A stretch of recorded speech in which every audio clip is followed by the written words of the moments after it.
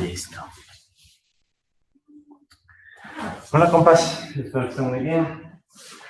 Vamos a continuar. Nosotros nos habíamos quedado en estábamos discutiendo el modelito de Goodwin. ¿Sí? En la anterior clase ya desarrollamos el modelo. Bueno, así muy a breves rasgos. Recuerden, nosotros la clase pasada desarrollamos el modelo de Goodwin a partir de las ecuaciones que habíamos planteado en el modelo de Solow, ¿no? Originalmente. Entonces, el modelo de Solow, ampliamos el modelo. Básicamente habíamos permitido que aparezca desempleo y también que aparezca un uso de capacidad instalada que no necesariamente sea el de pleno uso, ¿verdad?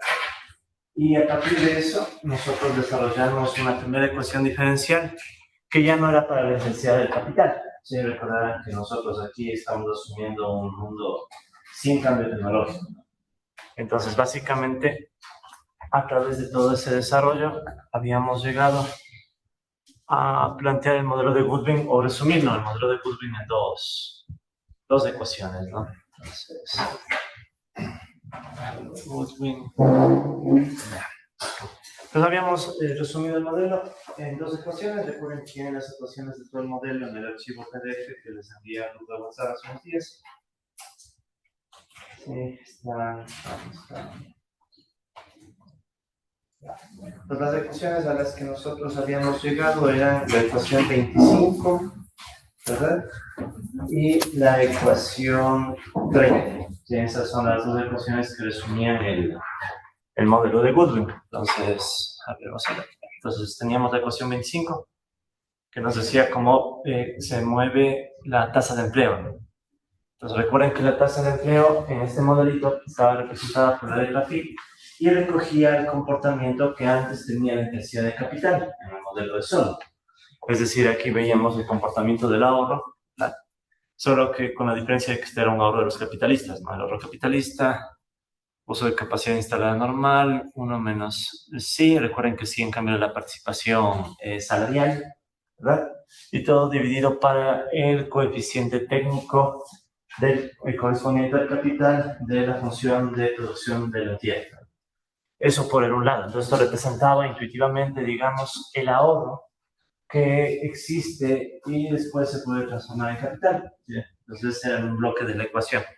Y el otro bloque de la ecuación, en cambio, nos decía lo mismo que en el modelo de Solow, ¿no? Aquí teníamos el crecimiento de la eficiencia laboral, el crecimiento de la oferta de trabajo y la tasa de depreciación, representando, en cambio, el capital que se requiere para proveer a los trabajadores. ¿Sí? Entonces, como un poco quien dice, en pocas palabras, esta parte de aquí, recuerden, representaría todo el ahorro que en este mundo donde ahorro es igual a inversión, provee el capital. Los capitalistas ahorran y ese ahorro inmediatamente se vuelve capital.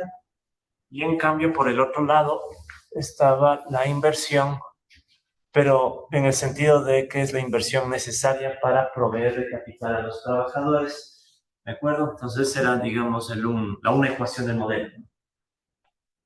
Entonces, ¿qué sucedía? Nos quedaba básicamente como incógnita la tasa de empleo y la participación salarial. Y ahí venía la otra ecuación. Entonces, esta era la 25, ¿no? Después venía la ecuación 30, en donde queríamos ver, en cambio, el comportamiento de la participación salarial.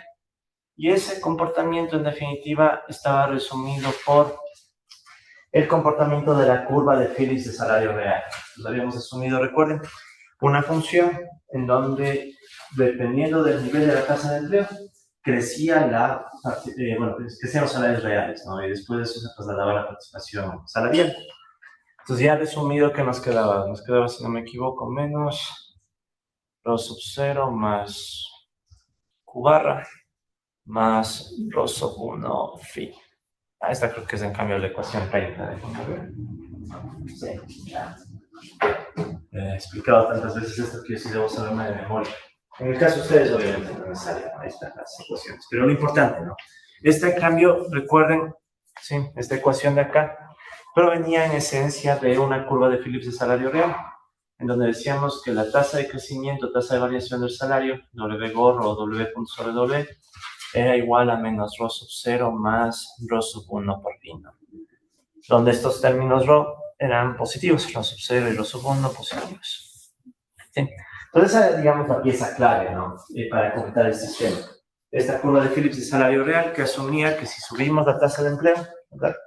Entonces el salario real se acelera, o sea, tiende a crecer con más fuerza, ¿no?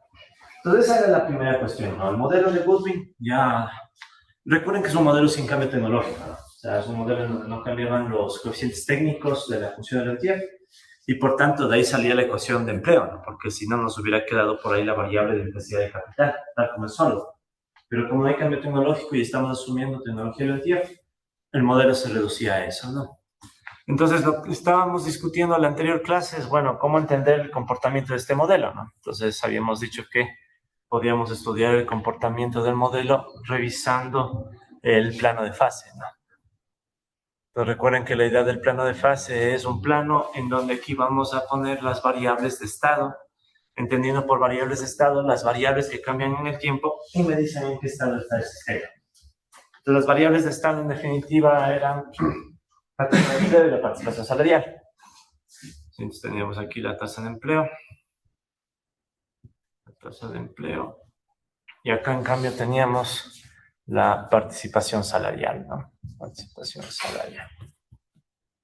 Ya, entonces la primera observación era que ambas variables estaban acotadas entre 0 y 1, ¿no? O sea, no pueden tener una dinámica arbitraria. ¿Sí? Entonces esto está acotado entre 0 y 1 porque máximo podemos tener pleno empleo. Y entre 0 y 1 porque máximo exagerando, ¿no? Los trabajadores podrían llevarse todo el producto, cosa que obviamente no va a pasar, ¿no?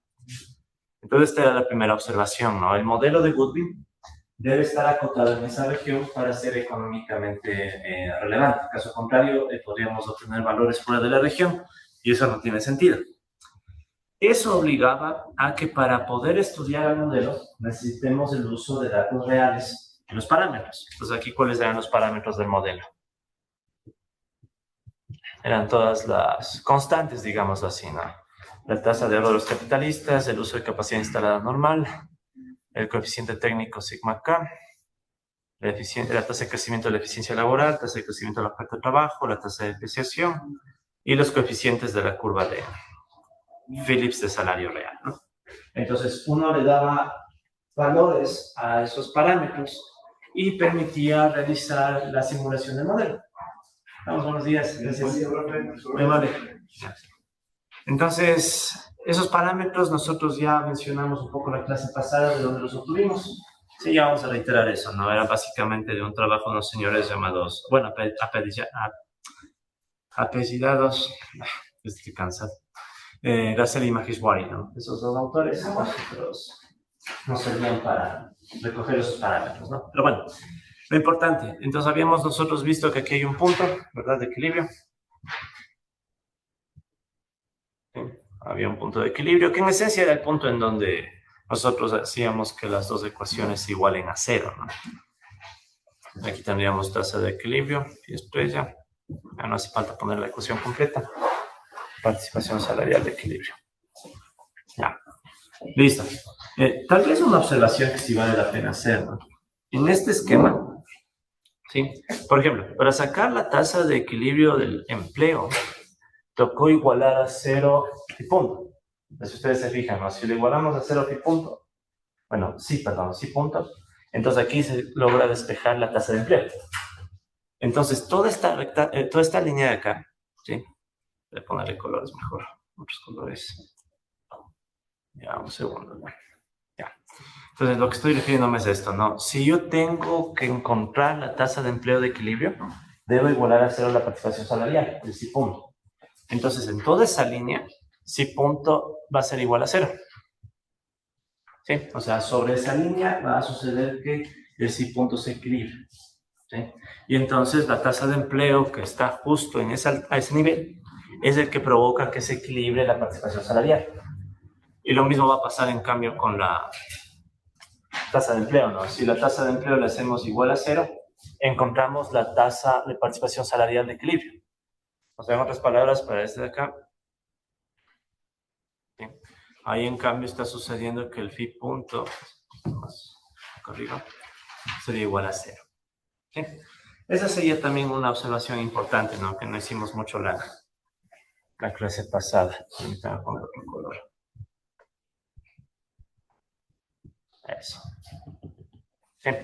Entonces, para entender la dinámica del modelo, hay esas dos. Siempre me ha costado el nombre en español. En inglés se les llama null clients. No sé si han oído este término. Null clients. En inglés se les llama null clients. Son las líneas sobre las cuales una variable de estado se equilibra. Sí, en este caso sería, por ejemplo, ¿no? A veces yo he visto que se le traduce como línea nula, ¿no? No me gusta mucho el término, pero... O sea, ¿qué se refiere? Es sobre esta línea, por ejemplo, sobre esta recta roja, que se equilibra la participación salarial, y es sobre esta línea azul, en cambio, que se equilibra la tasa de empleo. ¿Sí? Entonces, esa es un poco la idea, ¿no? Entonces, cada línea me muestra a qué nivel se equilibra cada variable, y por tanto, obviamente, en el cruce tenemos el equilibrio del sistema, porque ahí es donde se equilibran las dos variables, ¿no? Ok, entonces todo eso más o menos ya lo vimos. Y bueno, lo que quedaba por hacer era poner los numeritos y ver cómo se comporta el sistema. Aunque también podríamos analizarlo de forma un poco más teórica, ¿verdad? Sin mucho lío. Por ejemplo, ¿no? Supongamos que mi situación inicial, sí, estoy en este sistema y mi situación inicial está en este punto, ¿no? Vamos a ver acá. Ya. Aquí digamos que es mi situación inicial. En esta situación inicial, que estoy ahorita dibujando, pueden notar que la tasa de empleo está por encima de la media, o bueno, por encima del equilibrio. ¿Sí? Entonces la tasa de empleo es más alta de lo esperado, ¿no? O sea, el equilibrio está acá y la tasa de empleo es más alta. ¿Qué esperaríamos que suceda si tengo una tasa de empleo alta? Bajo la intuición del modelo, ni siquiera la situación, sino la intuición. O sea, ¿cuál es la intuición cuando la tasa de empleo es muy alta? ¿Eso qué debería provocar? Que suban los salarios, y al subir los salarios subiría la participación salarial.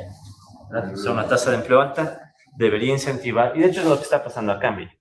Si la tasa de empleo es muy alta, ¿verdad? Si esta FI es muy alta, como que va a tender a empujar al alza a la participación salarial.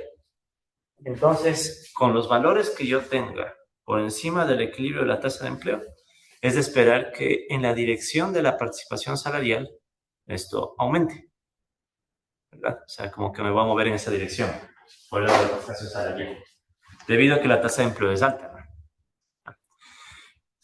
Sin embargo, si sube la participación salarial debido a la tasa de empleo, y noten que la participación salarial está por encima del equilibrio, ¿no?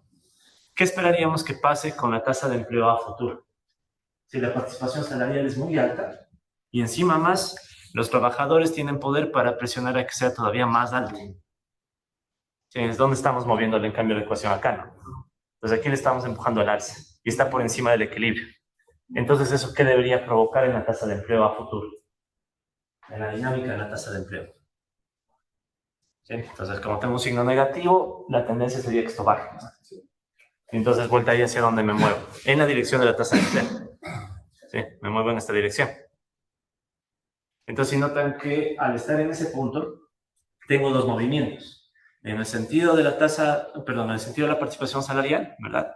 Como la tasa de empleo es bien alta, por encima del equilibrio, esperaríamos que la participación salarial crezca más.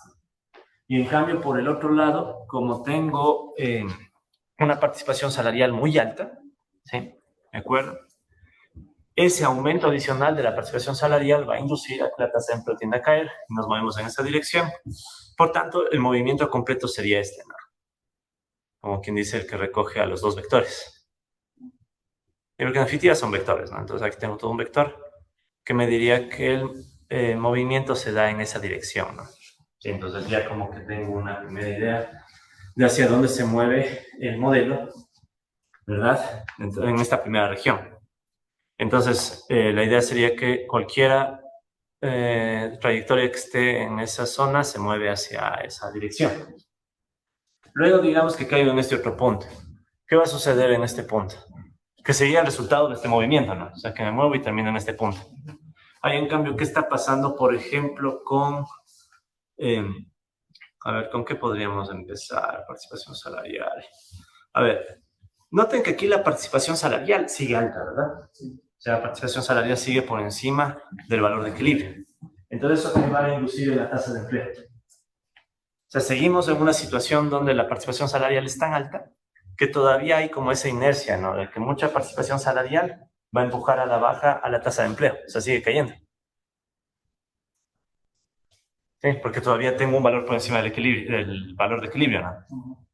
Pero en cambio, ¿qué va a pasar o va a empezar a suceder con la participación salarial? Noten que como la tasa de empleo ha caído tanto, ¿verdad? Los trabajadores ahora ven que tienen una tasa de empleo menor a la del equilibrio. Entonces, ¿qué pasaría ahí con el poder de negociación? Disminuye, ¿no? Si quieren, todo este lado de acá, para hacerlo intuitivo, ¿no? Todo este lado de acá sería alto poder de negociación, ¿verdad? Y en cambio acá sería bajo poder de negociación, ¿no? Entonces, en esta región de acá, con tasa de empleo menor al equilibrio, tengo bajo poder de negociación y, por tanto, ya los trabajadores no pueden exigir más participación salarial y más bien la variable tiene que caer, ¿no? Entonces, ahí ya podemos ver que el movimiento global va a ser vuelta en esta dirección, ¿no? Y todas las flechas que vayan por ahí irían así, ¿no? Pues ya más o menos le pueden ver cómo, incluso sin meterle mucha matemática, ¿no? Ya, sino más bien desde la intuición económica empieza a surgir el ciclo. ¿Sí? Porque se acuerdan que el resultado al final es un ciclo, ¿no? ¿Sí? Entonces terminamos la intuición, ya digamos que vamos bajando y terminamos en este punto. ¿Qué está pasando ahí? Ahí notemos que la participación salarial bajó tanto, ¿verdad? O bueno, si quieren, la tasa de empleo, vamos para la tasa de empleo. La tasa de empleo bajó tanto, ¿sí? Que su poder de negociación fue bajo, la participación salarial empezó a caer y cayó incluso por debajo del equilibrio. Si tenemos una tasa de participación salarial baja, ¿ya?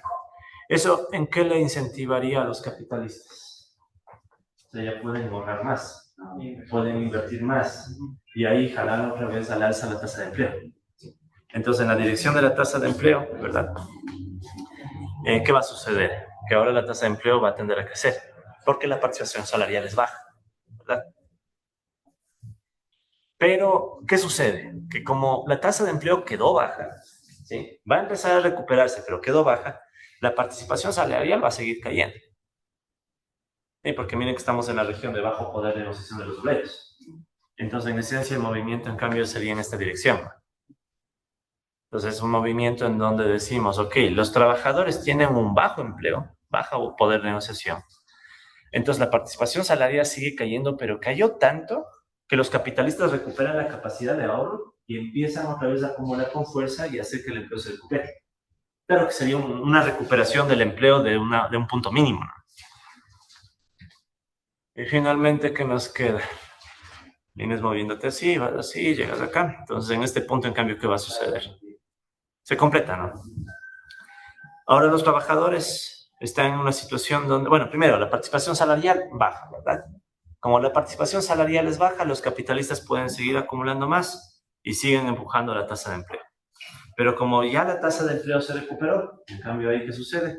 Los trabajadores pueden exigir mayor participación salarial y se cierra el ciclo. Entonces ahí se completa el movimiento, digamos, ¿no? Entonces, para completar la idea, ¿no? En esta zona de abajo dijimos bajo poder de negociación y alto poder de negociación. En cambio, si quieren, la participación salarial baja, podríamos decir que representa una región de alta acumulación.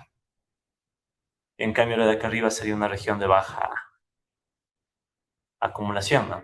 En el sentido de que si los trabajadores se llevan mucho de la producción, los capitalistas no pueden acumular al ritmo que desean. En este modelo ultra simplificado, recuerden, habíamos asumido que los trabajadores solo consumen y no ahorran, ¿no? Y solo los capitalistas ahorran y alimentan a la inversión. Ok, entonces esa es un poco la dinámica, ¿no? Sin meterle mucha matemática, aunque el gráfico se ve un poco... Si no, si alguien ve el gráfico, digamos que entra alguien sin saber nada de este curso y ve esa pantalla, como que no parece economía, ¿no? O sea, ¿qué diablos es esto? De hecho, este modelito, el modelo de Goodwin, está bastante inspirado en un modelo de la biología. Ya vamos a hablar de eso un poquito más adelante. Pero bueno, compas, entonces con eso justificamos lo que nosotros en la sesión anterior habíamos visto de forma ya un poquito más numérica, aplicando los parámetros de este trabajo que estaba acá. Recuerden que los números provenían del artículo de estos señores, Glassell y Maheshwari. ¿Sí? Que ya hablamos un poco de ese artículo, ¿no? Sino que lo voy a dejar abierto porque me va a servir ahorita para hablarles de otras cosas. Pero recuerden que está en el artículo en donde se tomaba el modelo de Goodwin y se hacía la estimación de los parámetros, ¿no? Estábamos usando parámetros para Estados Unidos. Una observación, ¿no? Verán, ustedes ya están de a poco metidos en el mundo académico, de hecho ya creo que van más o menos un año de maestría, un año de maestría, ya deben estar pensando en sus tesis. Entonces siempre es bueno ir ubicando las revistas de donde van saliendo ciertos trabajos, ¿sí? Porque tarde o temprano, si ustedes siguen en el mundo académico, por ejemplo, sería ideal que sus tesis se vuelvan artículos, puedan publicarlas y mejorar sus posibilidades académicas. Ahora ya son artículos de cajón, ¿no? Ya son de cajón artículos, ya las tesis. Mejor. O peor, no sé. El caso es que, sí, lo que pasa es que cuando uno hace una tesis, en cambio, valora el formato libro que a veces se desprecia en la academia. Últimamente, como que no valoramos mucho el formato libro y queremos los artículos que son más compactos y rápidos, ¿no? Yo creo que ambos tienen valor, ¿no? O sea, a mí sí me gusta también. Depende del profesor que depende del tema valor. Fernando dice, la última vez que era tesis, y de la tesis luego derivamos, tenemos que derivar. Sí. La tesis va por otro lado. No, Fernando nunca dijo eso. No. Luego cambió y nos dijo que es papers sobre Yo tampoco sé. Usualmente lo que se hace, por ejemplo, en el doctorado, en el doctorado lo que se hace es hacer los artículos y unas primeras páginas como introductorias para justificar porque están en el mismo documento. ¿Y el doctorado? ¿Ya no has ido en el doctorado? Sí, también hay, pero digamos que la mayoría se va por artículos, ¿no? Entonces, usualmente, si ustedes hacen artículos en una tesis que les pones los 3 artículos y al inicio pones una introducción justificando por qué los 3 son parte del documento. Y en vez de llamarles artículos, son capítulos. Capítulo 1, capítulo 2, capítulo 3. Listo. Ya está. No se complicarán en alguna Entonces, no sé si eso es bien. No sé, pues yo tampoco sé si es mejor. Sí, no sé si es mejor. Yo hice eso, por ejemplo, ¿no? Cuando me tocó hacer lo de doctorado. Pues yo hice artículos, les uní, puse un encabezado, unas pocas líneas de por qué. Sí, en cambio, una tesis es como un libro, ¿no? O sea, es un pensamiento un poquito más. Pero bueno, compas, en todo caso, les decía, lo importante es, para efectos de lo que conversamos, que vayan ubicando ciertas revistas, ¿no? O sea, hay revistas académicas que son importantes para los campos. Entonces, verán, en el campo de la macro heterodoxa, esta revista macroeconómica es una de las fuertes, ¿sí? Es una de las que están altas. Sí, entonces así vamos a ir viendo cada vez que les presente algún artículo, tratar de identificar también las revistas. Entonces, esta macroeconómica es una revista fuerte en el campo, obviamente, de la macro más heterodoxa. Entonces, todo el tiempo van a ver que están publicando cosas, no solo de Goodwin, sino en general, por ejemplo, modelos keynesianos o modelos kalekianos, o bueno, de los modelos que hemos de seguir viendo en este curso, ¿no? Entonces, esas revistas sí es bueno prestarles atención. Es como las revistas ortodoxas, ¿no? ¿Cuál es la top? O sea, de las revistas académicas. Las ortodoxas, así bien. ¿Cómo pueden saber ustedes eso? ¿Ustedes ubican las revistas? Pero hay un sitio web, aprovechando. Lo malo es que esta vaina no creo que me deja sacar teclado si tengo ahí. Bueno, ya les mandaré por WhatsApp más fácil porque no me deja sacar el teclado. Pero vean, hay un sitio que se llama REPEC, Research of Economic Papers, algo así, ¿no? Entonces, en ese sitio, en REPEC, ustedes pueden encontrar los rankings de las revistas de economía. Claro que es más ortodoxo, ¿no? Entonces, ahí, por ejemplo, las primeras usualmente son... De hecho, déjenme mandarles por WhatsApp, ¿no? Las primeras suelen ser, por ejemplo, el Quarterly Journal of Economics, el JE, Quarterly Journal of Economics, Econométrica, Econométrica es... American Economic Review. Ahorita les voy a mandar Journal Rankings. Entonces, esa es en cambio la línea ortodoxa, ¿no? Pero algunas de estas revistas heterodoxas también aparecen en esos rankings. Sí, o sea, no es que son solo para... Sino que usualmente las revistas heterodoxas aparecen más abajo en los rankings. Sí, o sea, no están tan en el top como las revistas ortodoxas, digamos. Pero bueno, o sea, no está de más. Quién sabe algún día publiquen alguna de estas. Creo que en el American Economic Review, un ecuatoriano publicado. O sea, uno es legal, pero no es un ecuatoriano que está aquí en Ecuador, sino que está en Estados Unidos, para fundar las reservas federales y todo eso. Entonces, Econométrica está ahorita primero. Sí. Bueno, ahí está el ranking si quieren, es uno de los rankings. Y usualmente los economistas se pelean por publicar en las top, ¿no? Entonces, Econométrica, el Quarterly Journal of Economics, el Journal of Political Economy, el Review of Economic Studies, y me está faltando uno. Es como las 5, ¿no? Como las gemas del infinito. Sí, entonces usualmente hay un meme entre economistas de que uno de los que siempre colecta las gemas del infinito es Daron Acemoglu. Sí, entonces, por ejemplo, Acemoglu es el típico caso de... Bueno, ni tan típico, ¿no? Es de los que más... Uno tiene publicaciones en las top, ¿no? Toditas. Y a cada rato, es lo peor, cada rato. Sí, entonces, él es un ejemplo de... Y nadie entiende cómo lo logra. Y es antes de la inteligencia artificial. Porque ahora tal vez se entienda mejor, ¿no? Ahora salen los artículos. Pero en la época, en los últimos años, ese módulo él ha sido... Ahí pueden ver los tops, ¿no? Pues ahí también tienen tops por autores. Y hasta pueden buscar por países. Ahí pueden ver los tops por regiones, por países, y ver quiénes están ahí liderando las publicaciones académicas. Más ortodoxas, ¿no? Pero bueno, compas, el caso es que eso es más informativo. Volviendo ahora sí a lo que más nos interesa. Ya tenemos justificada la dirección del comportamiento del modelo, pero noten algo, ¿no? Esta explicación que hicimos, más de tipo cualitativa, no garantiza que el ciclo sea cerrado. Esto tranquilamente podría ser una espiral, ¿no? Podría ser una espiral que se aleja del equilibrio, que se acerca. ¿A qué me refiero? O sea, lo que hemos hecho aquí no garantiza, por ejemplo, que al final el modelo se comporte, digamos, vamos con un color que sí que resalte, ¿no? O sea, podría pasar algo así, por decirles, ¿no? Sí, o sea, podrías partir de un punto inicial y moverte en esas direcciones que hemos dicho, pero llegar al punto de equilibrio. Con lo que, con el análisis que hemos hecho ahorita, no garantizamos que el equilibrio sea permanente o sea cerrado. ¿Cuáles serían las condiciones de equilibrio? Justo eso vamos. Entonces, ya le maté, miren. Quería decir. Aquí está. Ya.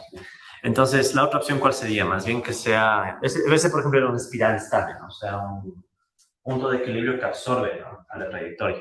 La otra opción puede ser que partes de aquí y te vas alejando. Una espiral inestable. En esa misma dirección, ¿no? De hecho, aquí cometí el error de hacerle eso, algo así se llama. En esa dirección. Entonces, sería la otra alternativa. O sea, que el punto de equilibrio sea equilibrio en el sentido de que si cayeras justo ahí, te quedas ahí. Pero apenas te mueves un poquito, puede pasar que te alejas. ¿Sí? Entonces es un caso de espiral inestable. Bueno, como bien sabemos, el caso es que nuestro modelo es más bien un ciclo cerrado, salud. Pero la pregunta es ¿por qué? Entonces vamos a explorar un poquito. ¿Por qué sale justo un ciclo cerrado? ¿De acuerdo? Pero la dirección al menos ya está. O sea, la dirección al menos ya está un poco más clara, ¿no? Solo quiero no hacerle tan exagerado, ¿no? O sea, sí. Algo así, ¿no? Más o menos. Entonces, como que el ciclo se repite para siempre, ¿no? En este modelito. Entonces, una observación, ¿no? ¿Qué pasaría si, por ejemplo, le movemos a la curva de Phillips? Porque esa fue una ecuación que solo cogimos y pusimos. No fue ni microfundamental ni nada, solo cogimos y asumimos. Cambiarle la curva de Phillips puede cambiar el modelo y hasta puede provocar que el ciclo ya no se mantenga como está aquí. Entonces, por eso es que a veces se dice que el modelo de Goodwin es estructuralmente inestable. O sea, en el sentido de que uno le puede mover alguna de estas ecuaciones, sobre todo esta de acá de la curva de Phillips, y puede cambiarse la dinámica del modelo. Pero bueno, sigamos. Entonces, con eso ya está más o menos explicado el por qué tiene esta forma. Ah, bueno, ¿y qué sentido es? ¿Horario o antihorario? Antihorario, ¿no?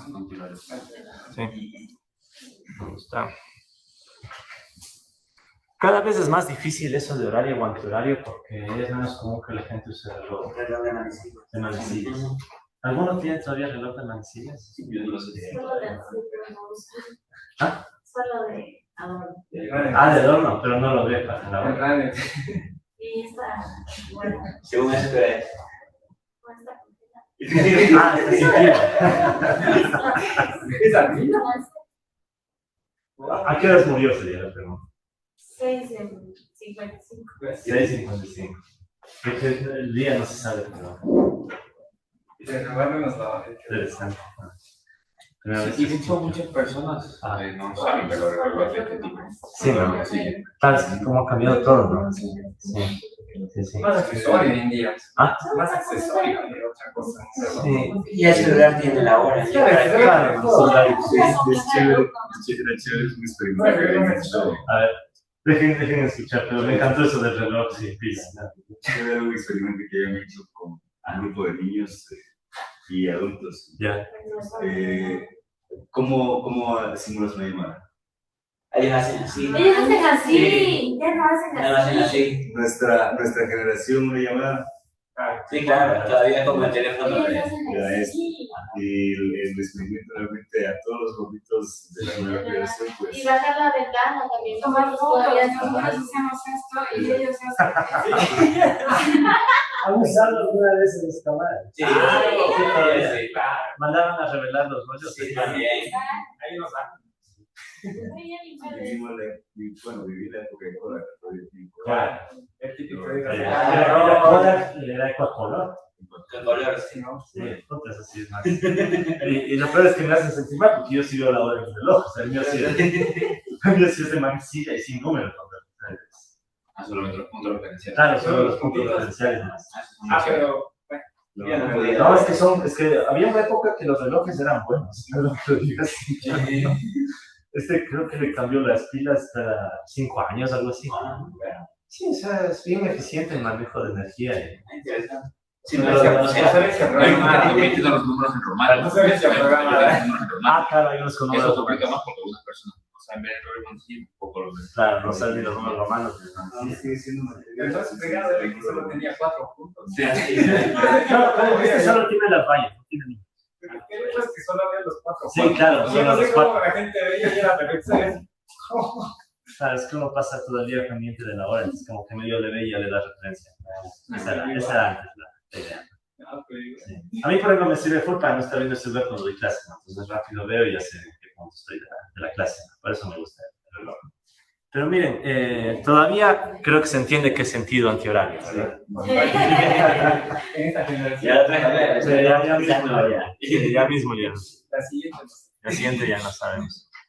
Ahora verán, ese detalle de qué es sentido antihorario tiene relevancia, ¿no? O sea, miren, el sentido que nosotros acabamos de ver es por la justificación económica, ¿no? Sí, o sea, este sentido antihorario, sentido antihorario, ese sentido antihorario responde a la lógica económica, ¿no? O sea, no es que surge porque sí. Entonces, miren, en estos modelos, el cómo se mueve la trayectoria también importa. Porque a veces, ¿qué pasa? Cuando uno estudia estos modelos en sistemas dinámicos, a lo sumo se preocupa de la forma de la trayectoria y se acabó. Y en cambio aquí la direccionalidad es debido a esta pugna entre clases sociales, ¿no? O sea, es el hecho de trabajadores que están buscando un salario más alto y capitalistas que ven que cuando los trabajadores suben su salario, la capacidad de inversión se agota, ¿no? O sea, no es que el sentido es porque sí, ¿no? O sea, eso me interesa destacar, ¿no? Eso tiene una implicación, compas. ¿Cuál de las dos variables es la primera en llegar a un máximo durante un ciclo? O sea, digamos que tenemos un ciclo. ¿Cuál variable sería la primera que parece llegar a un máximo? ¿Y cuál sería la que llega después? Si se mueve en esta direccionalidad. Podríamos asumir esto, miren. Primerito, si se fijan, si parto de acá, la tasa de empleo. Claro, depende del punto, pero usualmente buscamos esos máximos con la menor distancia posible. ¿Sí? Porque claro, o sea, uno puede ir a cualquier punto y encontrar máximos arbitrariamente. De hecho, vean, permítanme hacer otra gráfica porque esta ya está demasiado cargada. Entonces, vuelvo a graficar ya solo el resultado, ¿no?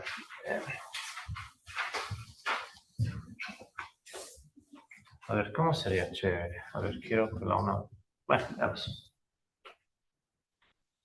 Entonces está así, ¿no? Tengo tasa de empleo, tengo participación salarial y tenemos que esto es un ciclo cerrado y ya vamos a ver por qué, que se mueve en esta dirección, ¿no? En definitiva, esa es la solución del modelo, ¿no? Ya. Entonces, lo que yo les decía, ¿no? Supongamos que partimos de este punto. Si ven que en este punto yo tengo máximo, un valor máximo en la tasa de empleo. En este punto, ¿no? O sea, aquí. Dije otro color. Ya. Pues en este punto es como que la tasa de empleo llega a su máximo, ¿no? O sea, no llega más alto. Y es más, no hay garantías de que ese sea pleno empleo. Si ustedes le vuelven a ver la simulación, en este ejemplo, por decirles, estamos con una tasa de empleo máxima que no llega a 1. Entonces no tiene por qué ser pleno empleo. O sea, ya depende del sistema. Pero ese es el máximo. O sea, digamos que aquí es donde estamos en una tasa de empleo máximo, ¿no? Es un fee max, digamos. ¿Ya? Luego de que la tasa de empleo es máxima, ¿qué sucede? Por culpa, o bueno, más que culpa, por el hecho de que los trabajadores tienen alto poder de negociación, ¿se acuerdan? Después de eso, ¿quién llega a su máximo? Entonces ahí pueden ver que después de eso, llega la participación salarial a su máximo. ¿Sí? Entonces aquí estaría como el C-max. ¿Sí? Entonces, si notan que en ese sentido esa sería la distancia más corta para encontrar los máximos. Entonces encuentro primero un máximo en la tasa de empleo y después encuentro un máximo en la participación salarial como consecuencia de la lógica económica del modelo. El modelo me dice que los trabajadores cuando tienen alto poder de negociación exigen más participación salarial y eso empuja hacia el máximo a la sí. Entonces nos queda ese comportamiento, ¿no? Entonces, cuando pasa eso, se suele decir que la primera variable que llega al máximo, ¿sí? Que está acá, es la que lidera el ciclo. ¿Sí? Entonces, esta es como la variable que lidera el ciclo. O sea, la primera que llega a un máximo y en cambio la otra variable sería como la variable rezagada. ¿Sí? La que reacciona después. ¿Sí? Entonces, es como que la primera variable llega al máximo y después le llega la otra variable. ¿Eso qué implica? Que si yo, por ejemplo, graficara esto en el tiempo, recuerden que ambas son variables que dependen del tiempo, ¿no? Pues digamos que en el tiempo graficáramos las dos variables. Digamos, empecemos con la tasa de empleo. La tasa de empleo. Hay un punto de equilibrio, ¿verdad? Hay un punto de equilibrio que es este punto de acá. Ese punto de equilibrio aquí podríamos decir que está representado, phi estrella, ¿no? Phi estrella. Podríamos decir que es el phi estrella que está acá, a este nivel. ¿Ya? Entonces, ese punto de equilibrio estaría como una constante. En el tiempo siempre sigue siendo el mismo punto. Pero, ¿qué pasaría con la trayectoria de la variable? Si vemos, por ejemplo, supongamos que partimos del punto máximo. ¿Sí? Entonces, suponemos que partimos de ese punto que era el phi max. ¿Ya? ¿Qué empieza a suceder a medida que avanza? O sea, de aquí hacia dónde va la variable, ¿crece o cae? Obviamente cae, ¿no? Entonces empieza a caer, ¿verdad? ¿Verdad? Cae. Si se fijan que justo en ese punto, tal vez le voy a bajar un poco más. Hacerlo un poco más así. Eso. Ya. Entonces está cayendo, ¿no? Justo en este punto de acá, ¿qué está pasando? En ese punto, ¿verdad? Es cuando está cayendo y la otra variable llega al máximo. Entonces digamos que también graficáramos la otra variable. Voy a hacerle acá abajo para que no se sobreponga mucho el gráfico, ¿ya? Entonces igual aquí voy a graficar el tiempo, pero ahora quiero la otra variable, que sería la variable sí, de la participación salarial. Entonces igualmente esta tiene su punto de equilibrio. Que sería este phi estrella. Entonces aquí tendríamos el phi estrella, tengo este nivel. ¿Verdad? ¿Y cómo sería la trayectoria? Pues igual aquí hay un phi máximo, ¿no? Un phi máximo. Pero ¿cuándo la variable de participación salarial llega al máximo?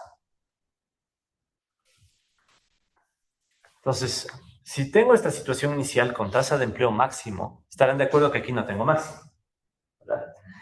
De hecho, ¿en qué punto va a encontrarse esta? Si partí de acá. Va a estar justo en el punto de equilibrio, en el centro, ¿verdad? ¿Ya? Y entonces, ¿qué sucede? En este movimiento, ¿hacia dónde se mueve esta variable? Sube, ¿verdad? Hasta llegar a este punto, ¿no? O sea, sube así. llega al máximo, ¿verdad?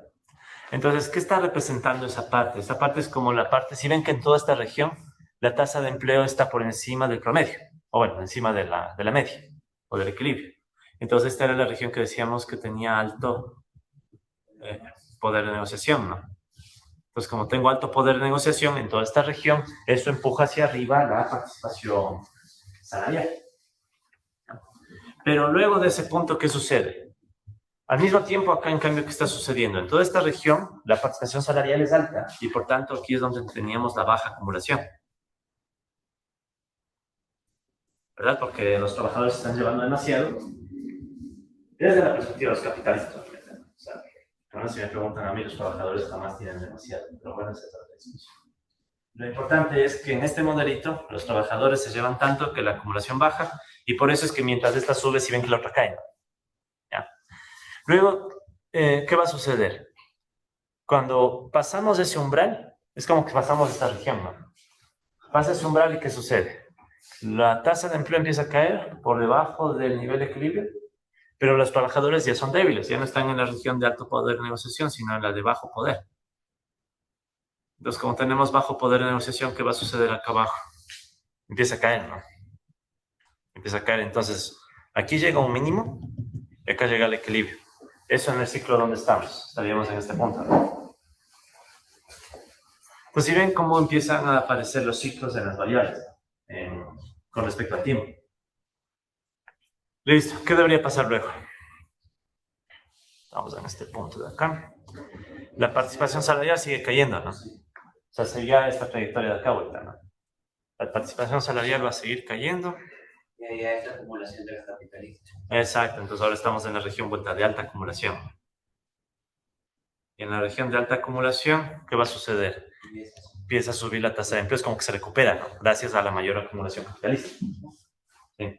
Entonces, esto empieza a subir, ¿verdad? Más o menos sería ahí, ¿no? Más o menos. Un poco chueco, pero bueno. Listo. Estamos, o sea, en pocas palabras, ya en ese punto de acá. Y ahí se completa el ciclo, ¿no? O sea, de aquí esto otra vez va a llegar al máximo que estaba acá, ¿verdad? Se supone que es el mismo máximo, ¿no? Y eso no nos va a provocar que caiga la variable de aquí. Otra vez llega al equilibrio. Y ahí se completa un ciclo. Entonces recuerden que un ciclo es básicamente cuando una variable parte de un punto y después de moverse vuelve al mismo punto. Lo mismo acá, ¿no? Partió de un punto, se movió y volvió al mismo punto. Entonces va a ponerle letras si quieren, ¿no? Entonces esta sería la A, sería el punto A, ¿no? El punto B sería este punto B. El punto C sería el de acá. Después tenemos el punto D. Y obviamente al final volvemos al punto A. Entonces ahí surgió el ciclo económico. No sé si les ha pasado a ustedes, pero a veces cuando esto era más en pregrado, ¿no? Cuando en los primeros semestres de pregrado nos enseñaban el ciclo económico a los que estudiamos economía. Y solo nos hacían el dibujito. Ahí está el ciclo económico. Sí, pero ¿por qué no?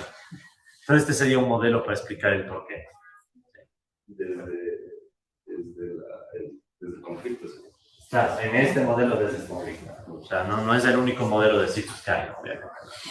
Y ojo, son ciclos endógenos, ¿no? O sea, esta es otra cosa, no se olviden. ¿Qué queríamos decir con ciclos endógenos? Es el mismo sistema. Noten que es el mismo sistema el que está creando ciclos sin shocks. O sea, no hubo necesidad de asumir ningún shock para que aparezca un ciclo. Eso se diferencia mucho con los modelos ortodoxos. Por ejemplo, un real business cycle, o bueno, un modelo de negocio real, de ciclo de negocio real, un modelo que inicia en ciclos. Usualmente esos modelos asumen que hay, por ejemplo, shocks tecnológicos. Y que los shocks tecnológicos, u otros tipos de shock también, pero por ejemplo, los shocks tecnológicos son los que provocan ciclos. Y en cambio, en estos modelos que estamos viendo más heterodoxos, es la propia lógica del sistema la que genera los ciclos. ¿Sí? Y eso también se parece mucho a lo que dice Marx, ¿no? O sea, Marx plantea eso, ¿no? En otras palabras. Y Marx habla de ciclos, o sea, él incluso creo que habla de unos ciclos de duración 10 años, ¿no? Algo así. Al ojo, ¿no? Obviamente al ojo. Pero la idea es esa, ¿no? Entonces, desde un enfoque más heterodoxo, los ciclos serían resultado del propio sistema, ¿no? Pero claro, el truco aquí es la curva de Phillips, ¿no? O sea, si no hubiéramos puesto esa curva de Phillips de salario real, no pasaría eso, ¿no? Pero bueno, entonces aquí en términos de Python, compas, aquí les dejo una función ya lista, programada y todo. Ustedes pueden ver los detalles de la función si desean, para que puedan ver el gráfico de los ciclos. Entonces ahí pueden ver que están los ciclos, ¿no? En este caso les puse en un mismo gráfico, ¿no? Entonces, ¿qué es lo chévere de este gráfico? Que igual que en gráficos anteriores, ya saben, ¿no? O sea, tenemos la chance de mover algunos parámetros para ver cómo reaccionan, ¿no? Eso. Entonces ahí primero. Entonces verán, aquí se puede ver un poco más fácil, o bueno, aquí también. ¿Cuál es la variable que lidera el ciclo? O sea, ¿cuál es la primera variable que llega a los máximos? La tasa de empleo, habíamos dicho, ¿no? Entonces, si ven como la tasa de empleo es la primera que llega al máximo, y después como reacción llega la participación salarial. Pues por eso decíamos que esta variable de acá, la tasa de empleo, no olviden, es la que lidera el ciclo, ¿no? Lidera el ciclo. Pues ¿cómo se ve eso cuando combinamos los dos en un solo gráfico? A ver. Ya. Entonces miren, aquí puedo ver los dos gráficos. Sí, ahí están las dos ejes temporales. Obviamente cada una tiene sus ejes. En el lado izquierdo pueden ver que está la tasa de empleo. Si notan que está con valores bastante altos, ¿no? 0,92 hasta 0,96. ¿Sí? Entonces sería la tasa de empleo.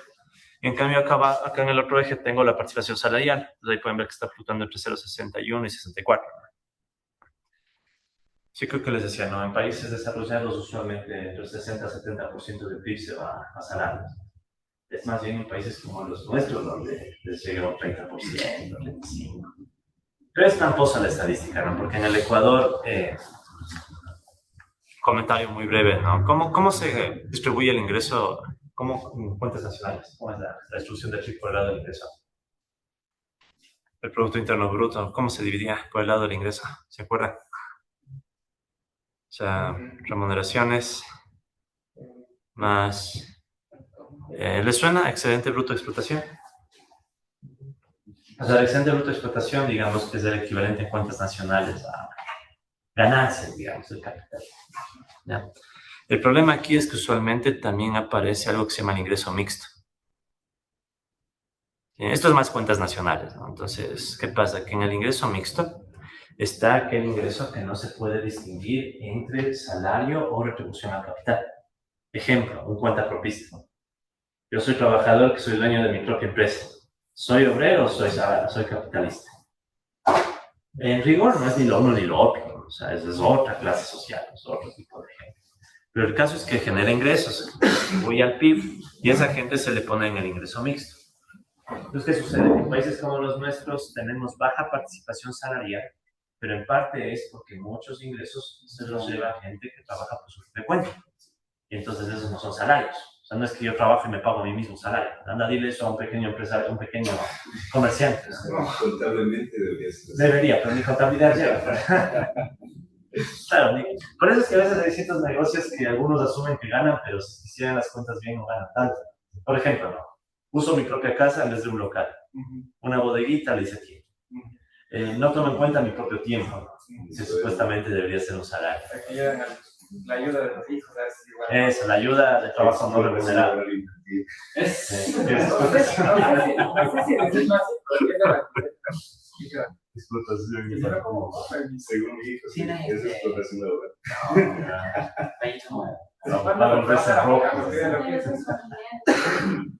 Pero bueno, por ejemplo, no.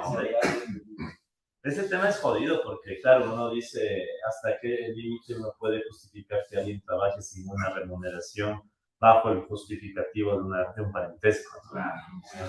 Porque uno dice, bueno, está ayudando en la casa, ya, pero después uno le extiende, y después resulta que tienes trabajo casi esclavo, pero lo llamamos el trabajo del hogar. Al menos para mí parece trabajo esclavo. O sea, ¿no? Y tiene género, o sea, la verdad es que eso no es, o sea, si uno va a los datos, por ejemplo, del INEC, 90 y pico % es mujeres las que hacen el trabajo del hogar. O sea, no hay vuelta que darle ahí. Entonces, por ejemplo, eso ni siquiera está contabilizado, ¿no? Ya saben, ¿no? Que hay toda una discusión para tratar de poner en los cálculos del PIB, ¿no? Lo que equivaldría al aporte del trabajo no remunerado del año. Yo en lo personal no estoy de acuerdo que se contabilice. Básicamente porque me da la idea de que con eso se le reduce a mercancía, o sea, se le mercantiliza, uno, y dos, es como que le queremos pintar de rosa un dato que no es rosa. El PIB mide valores de mercado. Y si el trabajo del hogar no está en el mercado, no está en el mercado. O sea, para mí, no, lo personal, la crítica es más al sistema. O sea, estamos en un sistema donde ciertos trabajos que no son del mercado y no se valoran. Y van a seguir siendo desvalorizados. Mientras siga el sistema. Como un libro de cabecera de economía arreglado. Bueno, es polémico, o sea, es mi visión, no digo que No, hay un artículo ahí de que dice las relaciones personales, o sea, relaciones de pareja, reducen el tiempo. ya. Hay el libro de ¿cómo se llama? El más utilizado, ¿cómo se llama? ¿Cuál es? ¿Para micro? Micro, de Monkey. Ah, ¿Cómo reduce el PIB las relaciones, las relaciones de pareja? Haciendo el ejemplo del tipo que trabaja cortando el césped a una casa y eso está contabilizado. Eso está en la parte de costos de oportunidad. Entonces resulta que la señora para la cual trabaja cortando el césped se enamora del tipo, el tipo se casa con ella y ahora le corta el césped gratis. bueno, economistas hablando. Sí. Entonces, bueno, No, o sea, es un informe. pero bueno, ya ven que estamos siendo grabados. Todo lo que digan va para YouTube. Y todo lo que digan ustedes será usado en mi contra. Yo soy el que sube el video a YouTube. No, pero vean, solo para completar la idea de la vida, ¿no? O sea, yo no estoy a favor de esas contabilidades, no porque no crea que hay que visibilizar el trabajo, sino porque hay ese riesgo de mercantilizar algo que en principio no debería ser mercancía. O sea, eso. O sea, Pero si no se les pone como dato, ¿cómo se lo visibiliza? es que aunque se le ponga dato, no se va a visibilizar. En los hechos, ¿no? No me refiero a visibilizarle contablemente. Ay, qué lindos somos ahorita morados y ya aquí están las mujeres, ¿no? Sino me refiero a los hechos. Porque si uno le contabiliza, se va a dar cuenta que resulta que una economía que realmente le pague a las mujeres por ese trabajo es insostenible en el capitalismo. O sea, tocaría duplicar salarios a todos los que tengan una esposa que trabaje en el hogar. ¿Y será eso sostenible en el capitalismo? Sí, me van a entender. No, sí, claro. O sea, contablemente va a sumar, es tanto, hay que ver que somos solidarios y nuestro corazón está con ellos. Pero en los hechos nadie va a pagar. O sea, más bien me parece que es una forma de pintarle de color morado al PIB para decir que bestia. Es como cuando se dice el tema medioambiental. El PIB verde. Entonces la contabilidad del PIB verde es tanta y con eso cargamos nuestra culpa. ¿Y quién no nos paga? O sea, ese es el tema que a mí me preocupa, ¿no? O sea, más concreto, o sea, más político. O sea, políticamente hablando, a veces me suena como un discurso para tratar de legitimar una estadística capitalista. Cuando en realidad siempre es capitalista y se acabó. O sea, no hay que darle tanta vuelta. A mi parecer, ¿no? ¿Por qué es eso? O sea, porque si ustedes se fijan en el PIB que mide, o sea, el PIB por definición mide valores de mercado. Punto. O sea, ese es el PIB. Entonces a mí me choca cada vez que le tratan de acomodar el PIB para medir cosas extra, que claro, es como una cuenta satélite. Ahí sí bien puesto el nombre satélite. Es una cuenta satélite que cuando estamos sentimentales nos acordamos que existe, pero cuando ya toca hacer cosas serias, nos olvidamos. Díganme que no. O sea, entre economistas pasa eso mucho. O sea, cuando estamos en una reunión y que se sentimentales, bueno, es el PIB verde, es el PIB morado, es el PIB... Y le ponen todos los colores de la cuenta. Pero sí hay artículos que tienen en cuenta cuando se mide de esa manera, hay formas de poder recurrir a tratar de mitigar cierto impacto que se hace, por ejemplo, con el medio ambiente. O sea, suficiente con visibilizar el dato, va a haber otros economistas que se quieran involucrar con el dato y tratar de mejorar la situación de alguna manera a través de políticas públicas. Sí, no digo suficiente con visibilizar. Sí, puede ser. La verdad, en parte estoy haciendo esto para también generar el debate, ¿no? O sea, yo picar en la... Pero más allá de eso, Ecuador cuenta con un sistema de cuentas nacionales Ahí ya estamos. porque en México la hay, o sea, hay todo un modelo, todo un sistema de cuentas nacionales evitables, digamos, y contabiliza todo esto. Sí, no, yo recuerdo una vez estaba conversando con compañeras mexicanas y feministas y estaban precisamente en esa disputa, ¿no? O sea, cómo logramos extender ni siquiera las cuentas nacionales, la matriz de insumo producto. O sea, es bien ambicioso ya, o sea, cómo extiendo la matriz de insumo producto para ver en qué parte contribuye este trabajo y en concreto, en qué sectores. O sea, compras.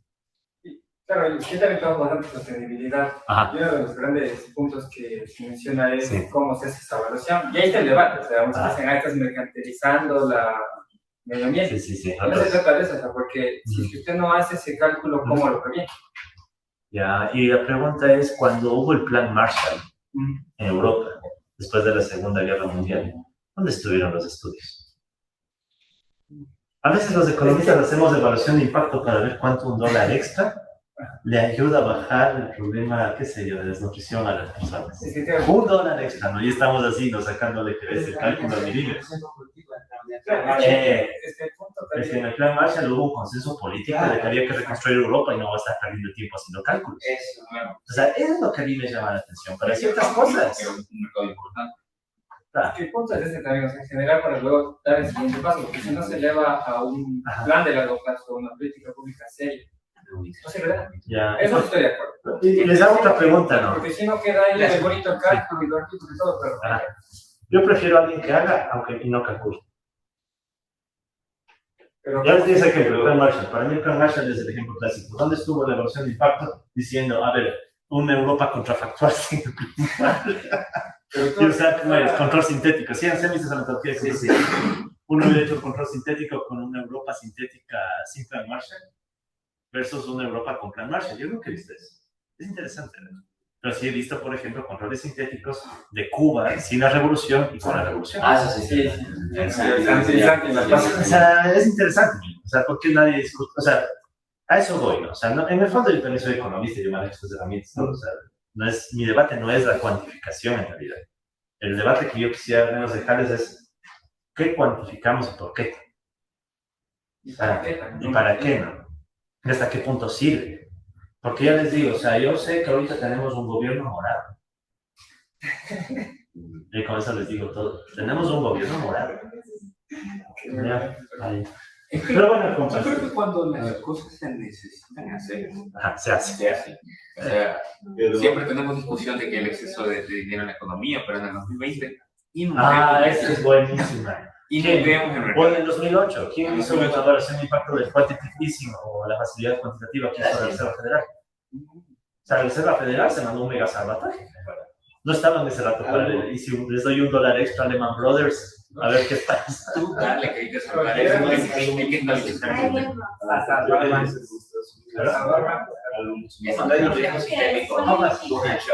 Ya nos emocionamos, pero dejen de escuchar con gusto. Digo algo mucho más cercano, puede comenzar con Estados Unidos, cómo evaluamos o quién evaluó cuál va a ser el impacto de aquí a 10 años de haber abierto el mercado a productos sensibles en nuestra economía. Claro. No, exacto, o sea, ¿quién hace la evaluación de impacto, por ejemplo, del tratado que se firmó no hace mucho, ¿no? Con Estados Unidos mismo? Yo voy a hacer eso. Ojalá salga bien. No, estoy tratando de cuadrar importaciones y... Bueno, es que es jodido, ¿no? Es jodido porque no es solo tratado comercial. Pero bueno, compas. A ver, antes de volver al mundo de los modelitos, ya un minuto más. A ver, solo para dejarles explicarles, ¿no? Porque repito, es mi visión, ¿no? Y ustedes tienen la suya.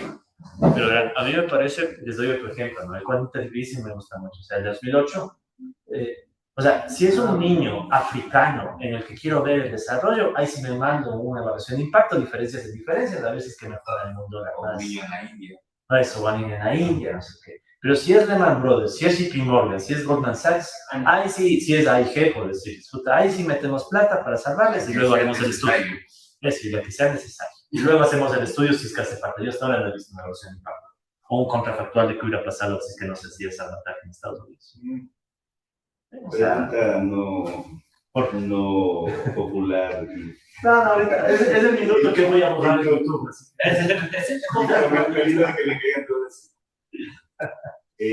John, si me permites. Sí, solo un segundo, un compa aquí de usted, ¿ya? O bueno, usted, por favor, mejor usted ya que está ahí, de una vez. Te escuchamos. Gracias, John. Me parece súper interesante la reflexión que estás haciendo y estoy totalmente de acuerdo en muchas de las cosas que dices. Y yo creo que lo que tú acabas de mencionar ejemplifica perfectamente el hecho de que la economía y la técnica que nosotros estamos aprendiendo no es neutral. O sea, obedece a intereses, sirve para legitimar algunas acciones y deslegitimar otras. Entonces, y tal vez voy un pasito más allá, esto que nos suelen decir a nosotros, a los economistas, que es que esto es técnico, entonces aquí no hay ninguna discusión ética ni política, esto es técnico, eso se cae solito, justo por las cosas que acabas de decir, ¿no es cierto? Utilizamos la economía para legitimar algunas acciones, para deslegitimar otras, para promover ciertos intereses y para cuestionar otros. Entonces me parece súper interesante que hayas traído esto a colación en clase. No, chévere, muchas gracias. En efecto, ¿no? O sea, y repito, no es que quiero darles mi visión como la visión, o sea, estoy dando mi opinión, mi visión, para poner en cuestionamiento el hecho de que, o sea, volviendo a la medición del PIB, ¿no? O sea, la medición del PIB mismo, el cómo se divide y todo es cuestionable o, no sé, más que cuestionable, tiene una visión. Entonces, debe o no debe incorporarse cierto trabajo no remunerado, etcétera, o si debe incorporarse unos temas ambientales, y con qué fin también, ¿no? Porque les digo, cuando queremos hablar de cosas mercantiles, el PIB está clarito, o sea, son precios de mercado, o sea, no hay mucha vuelta, ¿no? O sea, ahí es bien. ¿Algo más era? Por favor. Bueno, ya si se sale ahí un camino. Algo funable, ya. Básicamente, o sea, haciendo un símil de lo que acaba de decir del tema de por qué se prefiere el salvataje bancario, lo que sea, empresas grandes. Reduciéndolo aquí a Ecuador, por ejemplo, problemas con el empresariado y demás. Preferimos darle ventajas a los empresarios, pero la lógica siempre es el beneficio a largo plazo, digamos, que tiene que el empresariado se mantenga estable. Ya.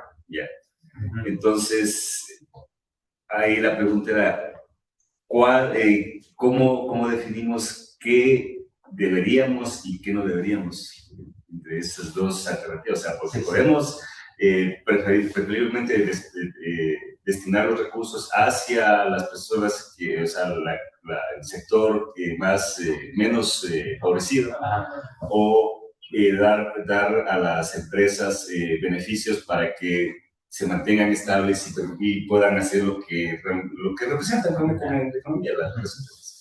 Yo no voy a dar respuesta por ahora. O sea, lo que yo diría es que debería ser un economista en teoría.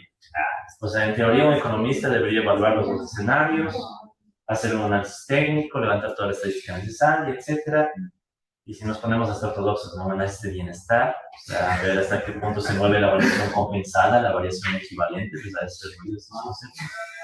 Y al final del cálculo, ver cuál es... ¿Qué decían los políticos? Que los políticos decidan una vez que los economistas imparciales técnicamente hayan dado los resultados. Esa es una buena respuesta, porque que los políticos decidan, porque en algún punto como economistas no nos vamos a poner de acuerdo en cuál va a ser la mejor forma, porque Emilio va a plantearlo de una forma, Stalin va a plantearlo de otra forma, usted va a plantearlo de otra forma, yo lo puedo plantear de otra forma, y nunca vamos a llegar a un punto de consenso. Entonces la decisión ya no es económica. Pero la pregunta, ¿quién aquí es Stalin? Acá. Stalin.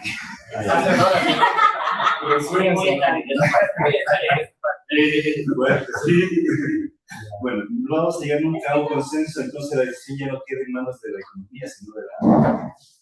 Es que todo política pública debería tener un análisis de impacto, por eso que dice, por ejemplo, cuando se aplicaron tantas condonaciones de incentivo de exoneración de respuesta a la renta, nunca nadie hizo un análisis correcto de eso.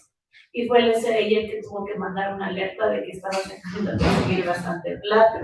Entonces, pues al final, toda política pública debe tener un análisis de impacto, no importa si alguien sea. Y de hecho es chistoso, porque, pero en cambio, si hay que darle plata a una escuelita, ahí se hay análisis de impacto. Sí, ¿no? Hay todo un proyecto, todo un proyecto que hay que formular para ver si se facilitan los recursos, para ver si los PDR, el enfoque de análisis de impacto. Oye, es verdad, o sea, el impuesto participativo que tiene que venir de la comunidad, porque si no, no puede entrar ahí. Claro. En cambio, hagan eso cuando quieren condonar deudas a un grupo económico. Es decir, Bueno, pero bueno, pues, para ir terminando, ¿no? Entonces, si ven que es interesante, como a pesar de que es un modelo teórico, ¿no? Estos modelos marxistas llevan a las discusiones, ¿no? O sea, llevan a discusiones. Porque aquí terminado, si lo pensamos bien, al final es eso, ¿no? Es una disputa de clases, en este modelo. Se parece a la dicotomía entre depredador y presa, ¿no? No se parece, es. O sea, ya vamos a ver más adelante que este modelo es una adaptación del depredador. Para ir finalizando, los análisis lo hacen los técnicos, pero las decisiones las toman los políticos. Realmente técnicos y políticos no sé cuán distantes son. Esa es otra discusión enorme. Sí, ese último caso como economista tienes derecho a tener un lado o te deberías centrarte en la economía como tal, lo que realmente es la técnica económica. Ahí es una discusión enorme. Sí, o sea, es previo. Primero vas a tener un lado y en base a eso vas a hacer tu análisis económico. No es que primero vas a hacer tu análisis económico en base a la manera en la que ves el mundo. Es verdad. Es verdad. Incluso Estamos condicionados. pasa por lo que tú piensas. Ya, ahora, yo pienso de esta forma. Puedo analizar los casos económicos desde la perspectiva que se va a analizar. Si voy a analizar, o sea, voy a tratar de dar solución, digamos, a un problema de social, más social, no voy a utilizar o no voy a tomar la teoría, ¿cómo se llama?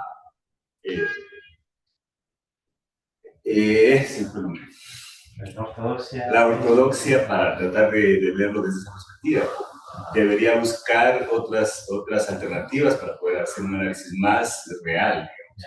Ya. Si voy a ir a hacer un análisis de mercado y demás, no voy a coger la heterodoxia para tratar de hacerlo. O sea, yo ahí en ese aspecto pienso que deberíamos salirnos un poquito, sí, de nuestras, ¿cómo se dice? De nuestro pensamiento o un lado específico de la política, sino tratar de centrarnos en un punto medio desde que podamos elegir las herramientas tanto conceptuales como que tengamos a mano. Okay. Bueno, y con esto acabo de continuar con Casta. Si no nos fuéramos de largo, sería chévere. Y si hubiera un cafecito con más ganas, ¿verdad? Digo cafecito porque esta hora de licor no creo que les pegue, ¿no? O sea, un cafecito. Pero lo que sí. Bueno, espera, solo para terminar la idea. Igual, mi perspectiva, ¿no? O sea, este debate sobre el rol de la política y la ética en la economía es un debate. O sea, no haría yo decirles este debate. Pero, por ejemplo, para mí, ¿no? Este debate no está solo en la técnica, está en la teoría. O sea, la construcción teórica misma, la micro, por ejemplo, o la macro, lo que ustedes quieran, ortodoxia, heterodoxia, lo que sea, tiene una concepción del mundo. O sea, tiene una concepción de cómo aprendemos. O sea, tiene una concepción ontológica, o sea, cómo se ve el mundo, epistemológica, o sea, cómo se entiende. Entonces, la política, a mi parecer, está desde el inicio. O sea, no es que uno... O sea, la política está siempre. O sea, para mí, al menos en lo personal, la política y la economía no son separadas, jamás.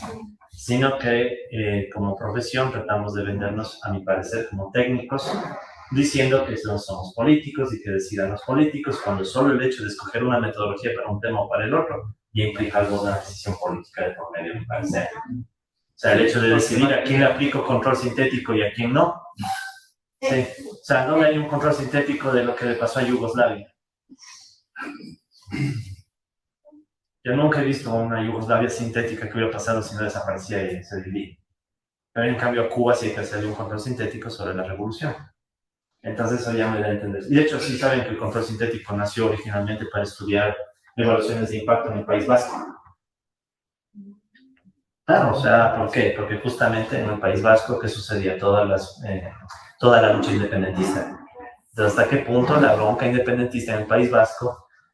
¿Qué pasaría si se divide y todo eso? Entonces, Abadí y otros que desarrollan el método del control sintético, por poner el ejemplo, lo hacen aplicado a ese caso.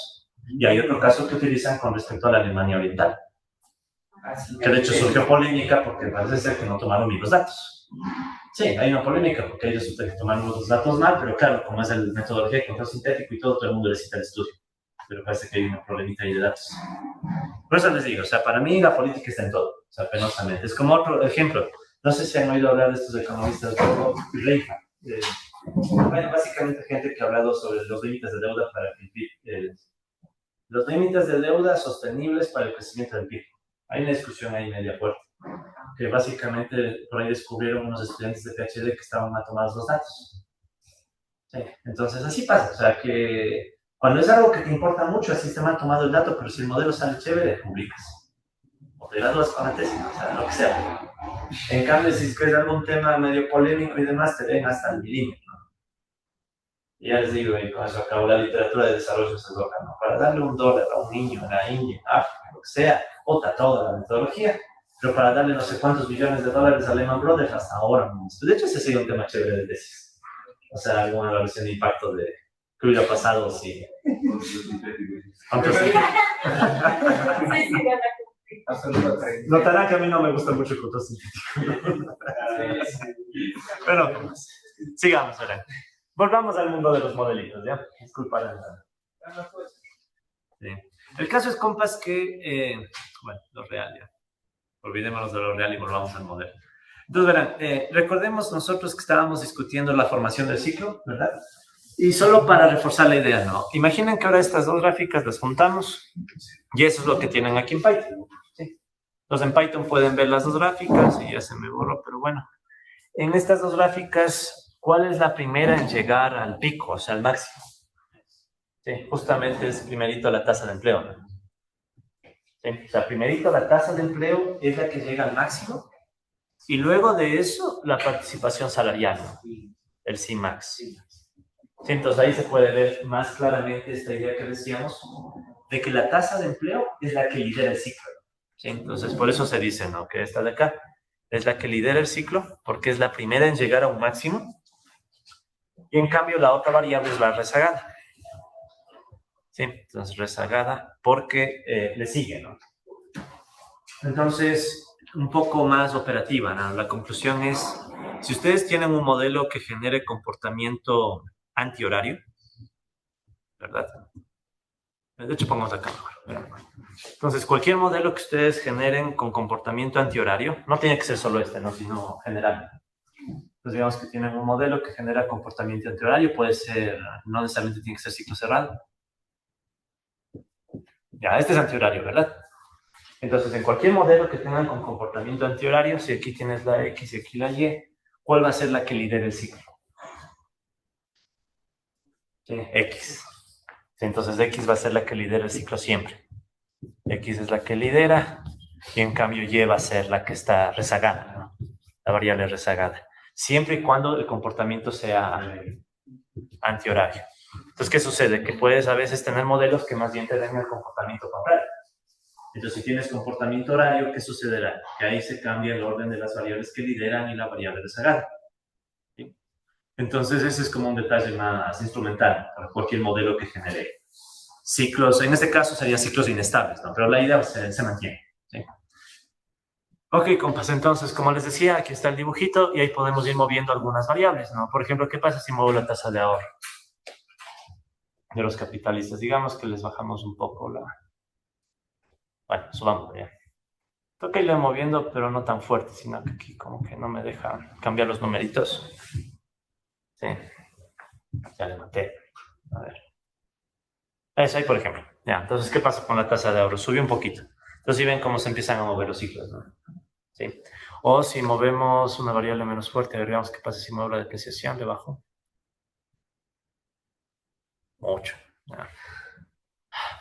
Ahí le ajustan los ejes. ¿Eh? Sí, es que el problema es que pierdo precisión, con el mouse es más. Sí, pero mantienen la idea, ¿no? Se hizo pedazos esta vez. Mejor el reinicio. ¿Ya? Entonces, cuando le dañen como el profe, se le da reiniciar ya. Sí. Pero, por ejemplo, ¿no? Si es que le mueves y se te empieza a dañar, habría que moverle los ejes, ¿no? Sí, entonces aquí tienen los límites del eje izquierda, el eje de la izquierda y de la derecha, para que le vayan acoplando el gráfico a medida que le van moviendo los parámetros. ¿Sí? Entonces con eso se puede ver mejor los efectos. Otra opción sería hacerle que los ejes sean más dinámicos, ¿no? Y que se vayan ajustando automáticamente. ¿Sí? Eso capaz que le hago eso al gráfico. Bueno, sigamos. Entonces noten, compas, que ya hemos resuelto el modelo, ¿sí? tengo el comportamiento. Sí. O sea, como que dialécticamente aquí los ciclos se ve que la propia... Dialécticamente. Ajá. Okay. O sea, es porque me refiero a que como que a partir de lo que está viéndose históricamente, si para algo data real, es como que el auge cae para que propiamente el auge mismo cree su propia desaceleración. Ya. Entonces esa es mi pregunta, si en cambio, si es que la crisis en general hace que en cambio se desacelere la propia crisis, es decir, que más bien acelere el auge. Ya. Vamos a topar el tema de crisis y de hecho vamos a ver qué también empata con los datos esto, o sea, sí lo vamos a ver. ¿Ya? No me quiero adelantar mucho, pero solamente la idea básica, ¿no? Dos cosas. La primera, crisis. ¿En dónde ven la crisis? O sea, en estos ciclos, ¿dónde estaría la crisis? Sería como recesión. O recesión. Pues somos encantadores para los economistas. Crisis, recesión, depresión, ¿cuál sería el término? Pues creo que me refería a... Si han oído ese chiste, es un chiste malo entre economistas. Si han oído ese chiste malo entre economistas, verán. Recesión es cuando los demás pierden el empleo. Depresión es cuando yo pierdo el empleo. Sí, pues les digo chiste malo. Pero usualmente, verán, de hecho, vamos a ver para que... pero dejemos de pendiente ese tema, ¿ya? Sí, ya lo voy a topar. Ya lo voy a topar, ya está más abajito. Solo quiero topar el otro, dialéctica. Esas groserías no se dicen aquí en la Flaxo. Dialéctica. Solo le falta decir materialismo o alguna cosa así. Entonces, en efecto, o sea, es bien interesante que el modelo encierra algunos principios dialécticos, ¿no? Por ejemplo, la unidad de contrarios. O sea, estamos viendo que el sistema se compone básicamente de dos polos, en teoría contrarios o opuestos, ¿no? Pero es parte de un todo. Entonces estaría totalmente de acuerdo con eso, ¿no? Igualmente, si se quiere, ¿no? Es como que la negación de la negación, o sea, esta negación de los intereses de una clase en contra de otra, crea el ciclo, ¿no? Y crea las crisis, pero también crea la recuperación. Entonces uno podría argumentarle desde un lado que, en efecto, el sistema crea sus propias crisis, pero también uno podría argumentar que también el sistema crea sus propias condiciones para recuperarse. O sea, es doblemente... O sea, tiene las semillas de su destrucción, pero también tiene las semillas de su recuperación. Y algo de eso habla Marx. O sea, Marx, en el tomo 1 del Capital, plantea que el capitalismo sí tiene también esos mecanismos como para irse reconstruyendo. Tomen en cuenta que lo que Marx escribía en el tomo 1 no empata necesariamente con el tomo 2 o el tomo 3. Por ejemplo, en el tomo 3 habla de la caída de la tasa de ganancia y esos temas un poquito más polémicos. Pero en el tomo 1, por eso digo, es bien chévere que sean o no marxistas, crean o no Marx, o al menos que se lean el tomo 1, el capítulo 23 algún día, es chévere, en el sentido de que ya van a ver estas ideas del ciclo y de que ahí mismo hay estas retroalimentaciones. Tiene unos cuantos párrafos donde habla de cosas que terminan siendo parecidas a eso. Entonces, concluyo la idea diciendo que sí, o sea, hay muchos principios dialécticos que estarían acá. Ahora, a mí me da miedo cuando se habla de dialéctica, porque recuerden que dialéctica implica Hegel. Y no es que Marx la haya entendido también a Hegel, ¿no? O sea, ¿quién miércoles le entiende a Hegel? Sí, eso, Marx, o sea, mi gente que estudia PhD en filosofía le entiende a veces a Hegel. La fenomenología del espíritu es un libro de sí. Alguna vez me quise leer y no pude entender. Ojalá algún día vuelva a retomar esa lectura. Entonces, siempre que se habla de dialéctica yo tengo miedo, porque a veces la dialéctica fue vulgarizada en las leyes de la dialéctica, unidad de contrarios, lucha de los contrarios, ¿cómo es? La negación de la negación y el cambio de lo cuantitativo a lo cualitativo. Son las leyes clásicas de la dialéctica que estaban en los manuales soviéticos. Sí, les digo porque también he estudiado los manuales soviéticos, paradigma para mal. Por eso me dijeron que Stalin ya era como hijos tiempo, ¿no? Pero, por eso digo, o sea, el término dialéctica yo le guardo respeto por Hegel. O sea, Hegel es un tema aparte, o sea, es jodido Hegel. Entonces... Consulta, hilando muy fino. ¿Ah? Hilando muy fino. Hilemos fino. Se dan las condiciones para la crisis, pero no llega a la crisis como tal, porque el sistema mismo rebota hacia la solución, básicamente. Contra la otra clase. Exacto, porque de otra forma el resultado de la crisis es la revolución o la Es que todo depende de cómo definimos crisis, ¿no? Ese es otro debate, por ejemplo, dentro del marxismo, no quería meterme mucho a marxismo ya en detalle. Dentro del marxismo hay ciertos debates sobre, por ejemplo, la teoría de la crisis permanente. Eso es la línea medio trotskista, o sea, la idea de que el capitalismo siempre está en crisis y esas crisis van empeorando hasta que en un punto hubo un colapso. En cambio, hay otras corrientes que dicen que no, más bien las crisis son transitorias. O sea, son etapas que están mal, pero sin olvidar que hay etapas donde se recupera. Entonces, ahí hay todo un debate también, o sea, ¿qué misma es crisis? Sí, o sea, yo en lo personal... y lo peor de todo es que, verán, ese es un concepto que el mismo Marx no desarrolla en el tomo del Capital, que es el que publicó en vida. Marx, recuerden que tiene el tomo 2 y el tomo 3, pero él se murió, no publicó. Lo que publicó fue Engels, arreglándole cositas, mejorándole, y ahí mete más ideas de las crisis. Entonces, por eso es que yo siempre soy cauto. Por ejemplo, en temas de crisis, mejor es igual que los economistas, ¿cuándo diablos hay recesión o depresión? Entonces, como que encontrarnos la definición, ¿no? Entonces, para no complicarnos la vida, compas, mejor avancemos un poquito más. Entonces, verán, hemos visto qué pasa con la tasa de empleo, ¿verdad? Hemos visto qué pasa con la participación salarial. Ahora, ¿qué pasará con el crecimiento económico? Porque supone que es un modelo de crecimiento. ¿Cómo crece la economía en este modelo? Entonces, verán, ahora lo que quiero hacer es eso, ¿no? O sea, básicamente, quiero responder la pregunta de cómo crece la economía. Porque se supone que la economía crece, pero aquí tenemos ciclos. Entonces, ¿cómo es el comportamiento del crecimiento de la economía? Entonces, para ello, vamos a retomar la ecuación de la tasa de empleo. La que me decía pi punto, le voy a bajar otra vez de phi, pi punto sobre phi igual C por UN 1 menos phi sobre sigma K menos Q barra más N barra más. Ya. Entonces recuerden que esta era la ecuación 25, creo, ¿no? Sí. Entonces, voy a tomar esta ecuación 25 para tratar de ver ahora cómo crece la economía. Sí. A ver, pregunta, compas, ¿qué harían ustedes? ¿Cómo podrían ver el crecimiento de la economía a partir de esta ecuación o de una ecuación similar? Igual tienen las demás ecuaciones. ¿Cómo podríamos ver el crecimiento de la economía? O sea, porque ya vi los ciclos, ahora quiero saber cómo crece la economía. Tienen ahí los archivos, tienen el archivo de todas las ecuaciones. En ese mar de ecuaciones, ¿cuál valdría para ver el crecimiento?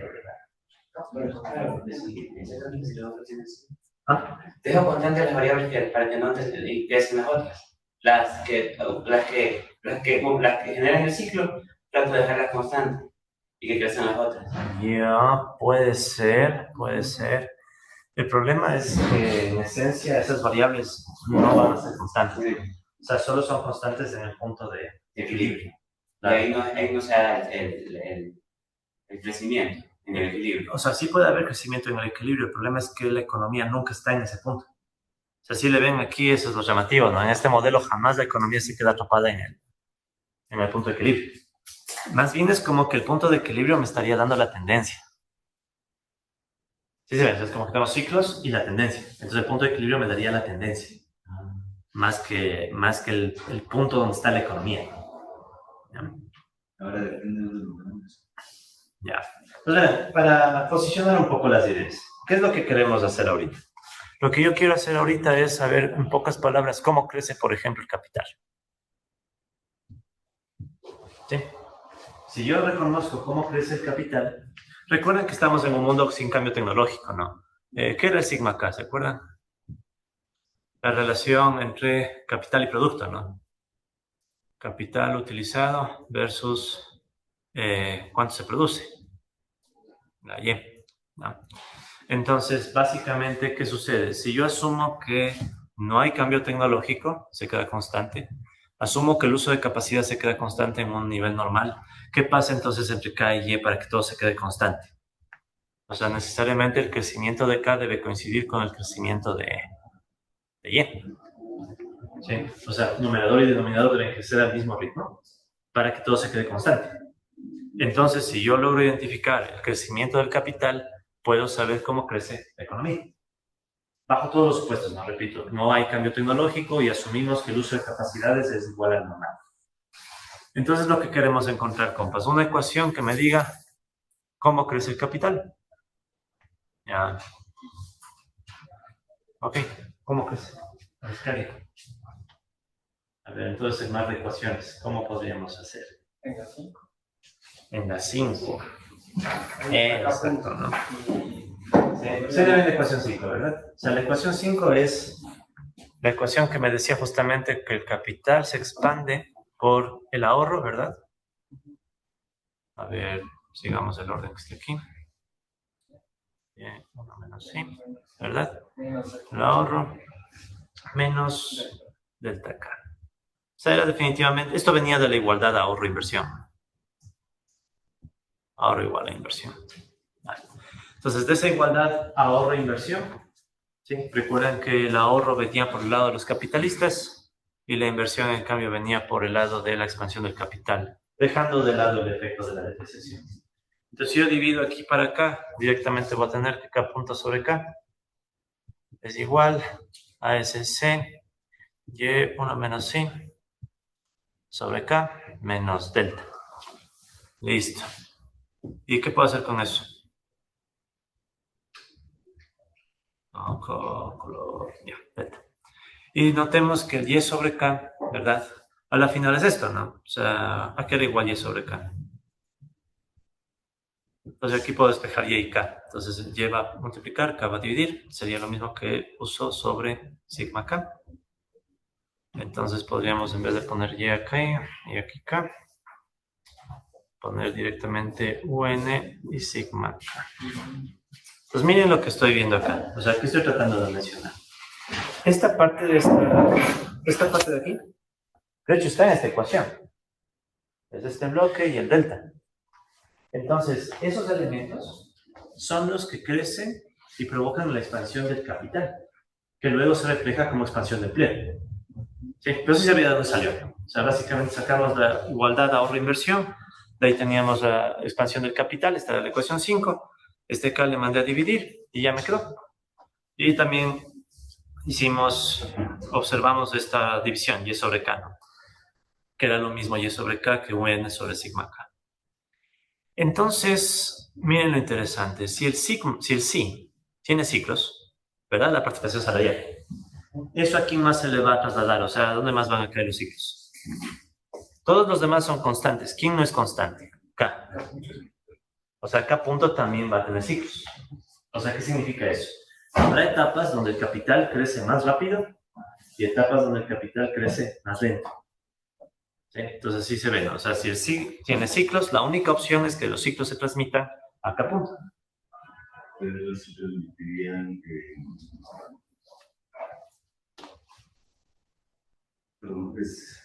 Ya, veamos el gráfico y ahí vemos si se consolida la intuición. Ya, entonces noten, pero este es K punto, no es K todavía.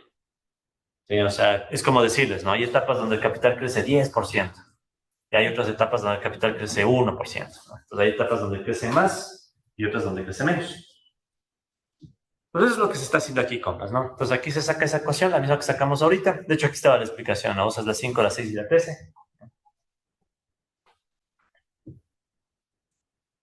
Entonces, miren, esto sería como una tercera ecuación diferencial. ¿Sí? O sea, teníamos las dos ecuaciones diferenciales, ¿verdad? Esta era la ecuación 25, dijimos, ¿no? La ecuación 25, la ecuación 30. Bueno, ¿se acuerdan que la 30 era la de la... Sí punto, ¿verdad? Sí punto igual así.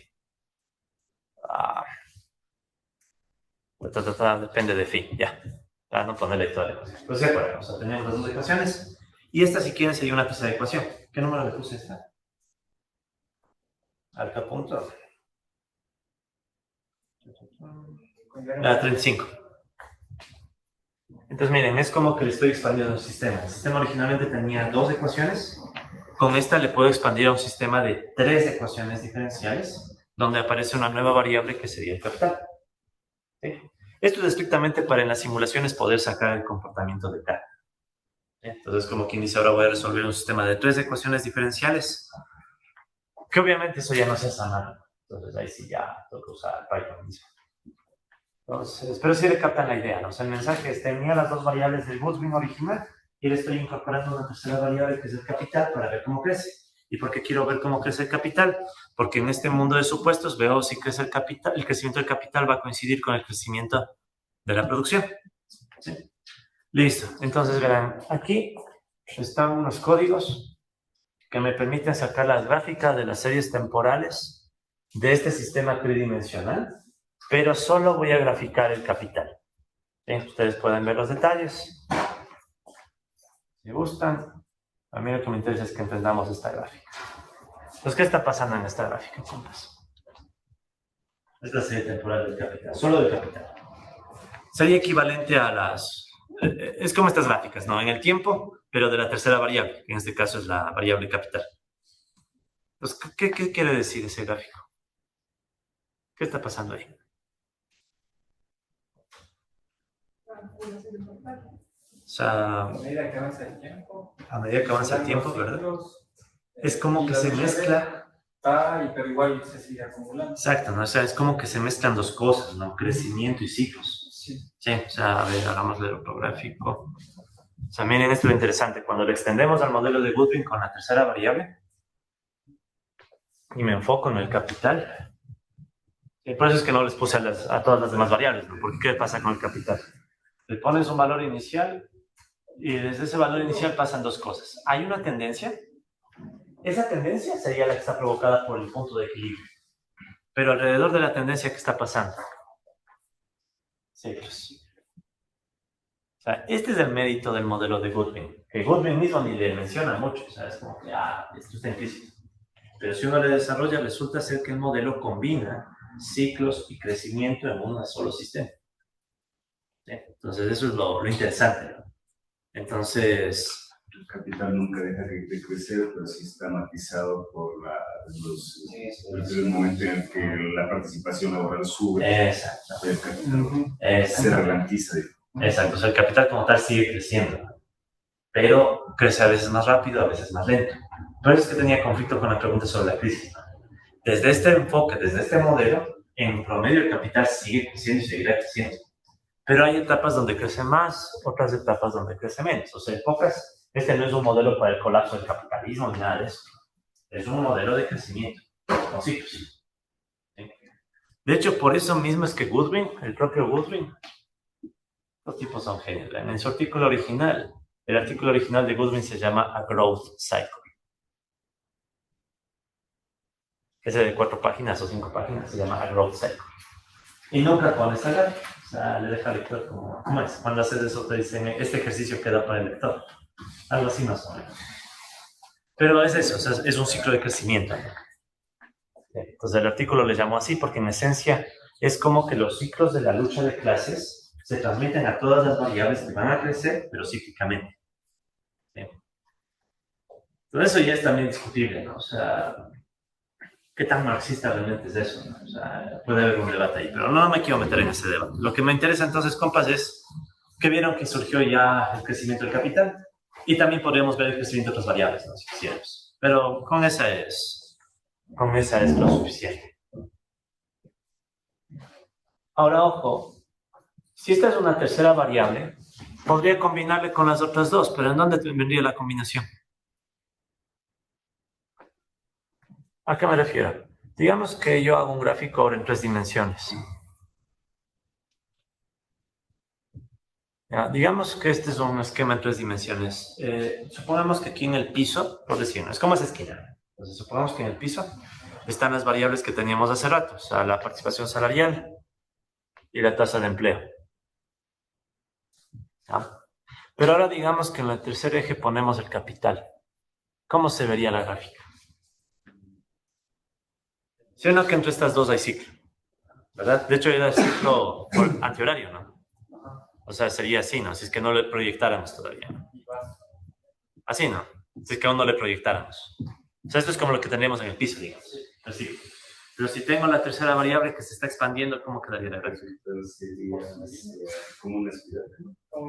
Sí, como una espiral ascendente, sí. Algo así, ¿no? Sí, entonces se está moviendo, pero al mismo tiempo se va expandiendo. Es un el señor resorte.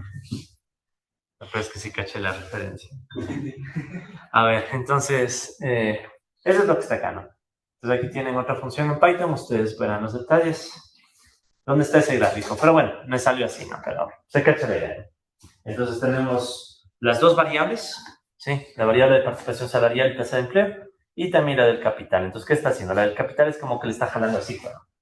¿Sí? Provocando la expansión. ¿Ya? Si ustedes hacen esto en el Visual Studio Code, ahí es más chévere porque ahí se puede mover mejor el gráfico. Como esto está en Google Colab, entonces no me permite moverlo. Pero se entiende la idea. Entonces aquí, digamos, claro, verán, para hacer esta simulación tocó darle un valor inicial al capital. Creo que le puso un valor inicial de 1000. Pero ya está, pues aquí le pueden mover. Aquí se va a ver un poco mejor, verán. Supongamos que movemos, supongamos que muevo la tasa de ahorro. Así ven cómo va cambiando el gráfico, ¿no? Aquí ya le ajusté los ejes para que se quede más dinámico. Así ven cómo cambian la forma de los ciclos a medida que voy moviendo la tasa de ahorro, ¿no? Por ejemplo, ¿no? ¿Qué está provocando una tasa de ahorro más baja? Si ven que provoca que el ciclo como que se demora más en cumplirse. En cambio, una tasa de ahorro más alta que provoca que el ciclo se mueva más rápido. Entonces uno ya puede hacer análisis de sensibilidad del comportamiento del ciclo. La tasa de depreciación, por ejemplo, que era el delta. ¿Qué pasa si aumentamos la tasa de depreciación? Entonces, ¿sí ven cómo se va compactando, ¿no? Y en cambio, si le voy bajando, sí. Entonces ahí toca irle moviendo, ¿no? Rho. Recuerden que los Rho eran de la curva de Phillips, poder de los trabajadores. Digamos que sube, digamos que baja el poder de los trabajadores. Si ven como que capital... Aquí están los ejes del... no, aquí están. ¿Dónde están los ejes del capital? Aquí están los ejes del capital. Entonces, si ven que este es el eje del capital, si no me equivoco. ¿Ya? No es este. Es el que está... Está sobrepuesto los ejes. La vertical está... El que está... A ver, el ciclo está así, el piso es este, ¿no? Sí. Ya. Entonces, en esta dirección. Exacto. Sí, en esta dirección. Ya, los nombres de los ejes no ayudan. Está mejor. El caso es que, miren, cuando yo disminuyo, ¿no?, el poder de negociación, si ven que este eje llega más lejos. Sí. En cambio, si le aumento el poder de negociación, como que el eje se acorta. Sí. Y los números, fíjense, sobre todo. Aquí llega a 0,7 y en cambio aquí llega a 1. O sea, es como intuitivamente te está diciendo, si baja el poder de negociación de los obreros, como que hay más chances de que el capital crezca con más fuerza. Y por eso llega más lejos. Sí. Pero bueno, eso lo pueden mover ustedes, ahí monear. El caso es que, como ven, se pudo extender el modelo a 3 dimensiones. Pero la tercera dimensión, noten esta que hemos obtenido, es una dimensión que no afecta al sistema. Sí, o sea, por ejemplo, no. Sí, tiene ciclos, provoca que haya ciclos en K. Pero si se fijan, la K no aparece en las otras ecuaciones.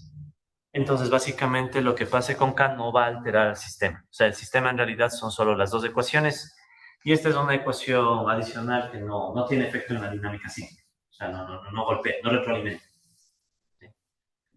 Ok, entonces realmente si quiero saber el porqué de los ciclos, solo debo enfocarme en las dos ecuaciones, la 25 y la 30. Entonces, verán, aquí una observación matemática.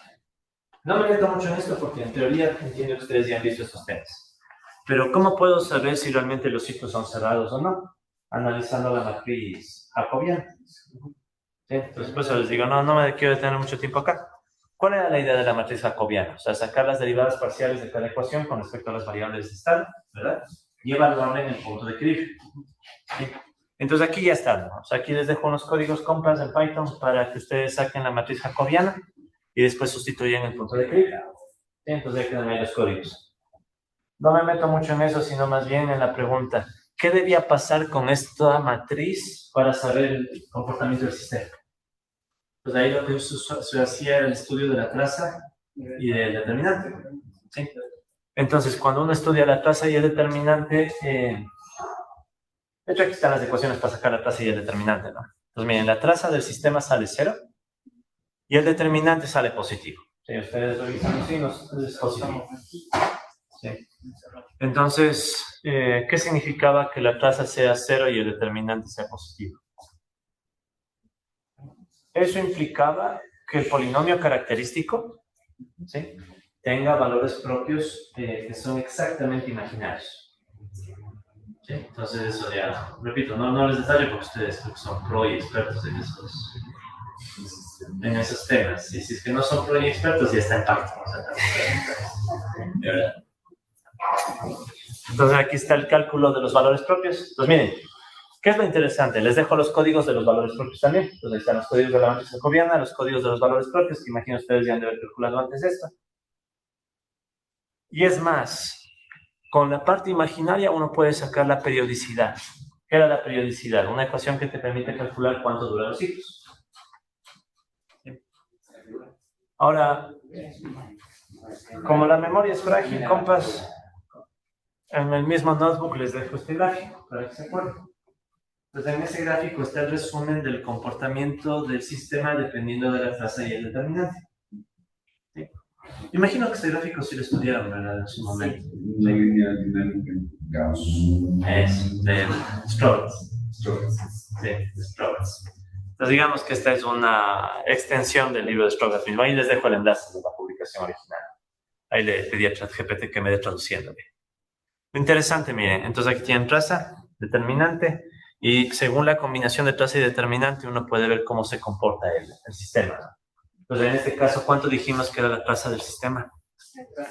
Traza 0. Entonces, traza es el eje horizontal, quedó en 0, y el determinante es positivo. Entonces, estoy sobre el eje, ¿sí? Y justamente ahí pueden notar que sobre el eje tenemos un comportamiento de centros. ¿Sí? O sea, básicamente, al revisar la matriz jacobiana del sistema, se verifica que sí son órbitas gradas. ¿Sí? Pero repito, esto es bien sensible. Le cambiamos la curva de Phillips y podemos pasarnos de un centro a una espiral inestable o una espiral estable, dependiendo de cómo le armemos la curva de Phillips. Entonces, ese es un elemento bien sensible en el modelo. ¿Ya? Es más, ¿qué pasaría si la traza se volviera negativa? ¿Qué digo? Si el determinante se volviera negativo. Caemos en punto de silla. ¿Se acuerdan cómo era la dinámica de un punto de silla? O sea, en el punto de silla había una trayectoria estable, pero las demás eran inestables. Como la silla de montar. Entonces, ese es otro problema en el modelito de Goodwin. Si uno le cambia un poco los supuestos, puede también provocar que parezcan puntos de silla. En realidad serían todos los parámetros que teníamos, ¿no? Todos los parámetros en general son sensibles. Claro, son sensibles. O sea, no solo... Claro, sí, pero digamos que la curva de Phillips da un problema estructural por la forma. O sea, ¿qué tal si alguien dice no quiero una recta, quiero una curva?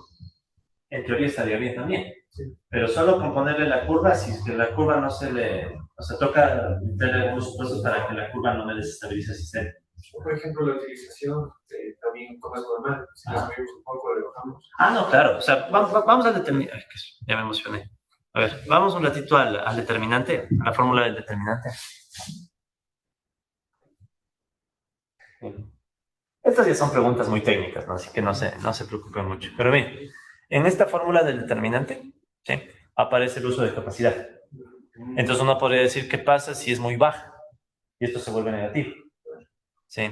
Entonces, sí es sensible también a eso, ¿no? Pero ojo, puede ser negativo eso. Tendríamos que ver el equilibrio. O sea, ¿cuáles eran las ecuaciones del equilibrio? Para no estar moviendo mucho. Entonces, verán, ¿cuál era la ecuación del equilibrio? La 34. Pues la 34 es la ecuación de equilibrio para la participación salarial. Si ven que este numerador que está acá coincide con el numerador de la participación salarial. Entonces, ¿qué sucede? Que si voy a querer yo tener un punto positivo de equilibrio, el determinante obligatoriamente va a ser positivo. ¿Sí? Entonces, básicamente, los parámetros del modelo de Goodwin no son tanto problema. Sí, no son tan problemáticos, excepto la curva de Phillips. Esa sí puede ser un poco problemática, pero por la forma, ¿no?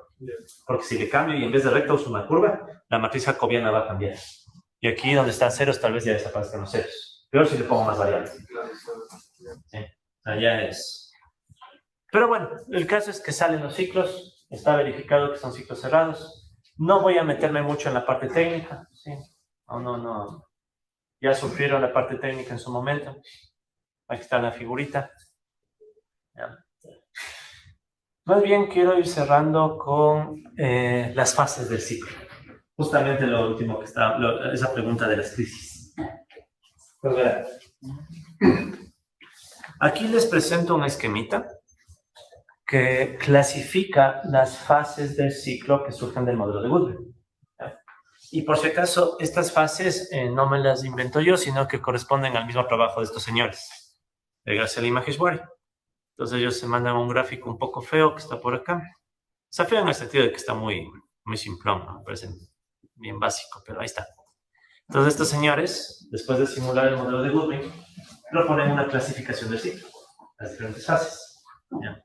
Entonces, para no estar en debates de cuál fase es qué, por qué se llama así, digo, es la clasificación de ellos. Y así quien plea se pelee con ellos. Manden su correo y digan, no estoy de acuerdo, lo que sea. Entonces, tenemos 4 fases según estos autores. ¿Ya? La fase 1, según ellos, es la recesión. Entonces, ¿qué pasa en la recesión, según este resumen? Participación salarial crece. ¿Sí? Estamos creciendo acá. Pero tasa de empleo cae. Entonces, básicamente, como quien dice, estamos en los inicios de la crisis. Los trabajadores tienen tanto peso en la participación que provocan que la tasa de empleo empiece a caer. O sea, ya se empieza a sentir que el empleo ya no crece. Entonces, para ellos ese podría ser el inicio de la recesión. Cuando ya empiezas a percibir que ya no hay empleo para todo el mundo, que se empieza a estancar.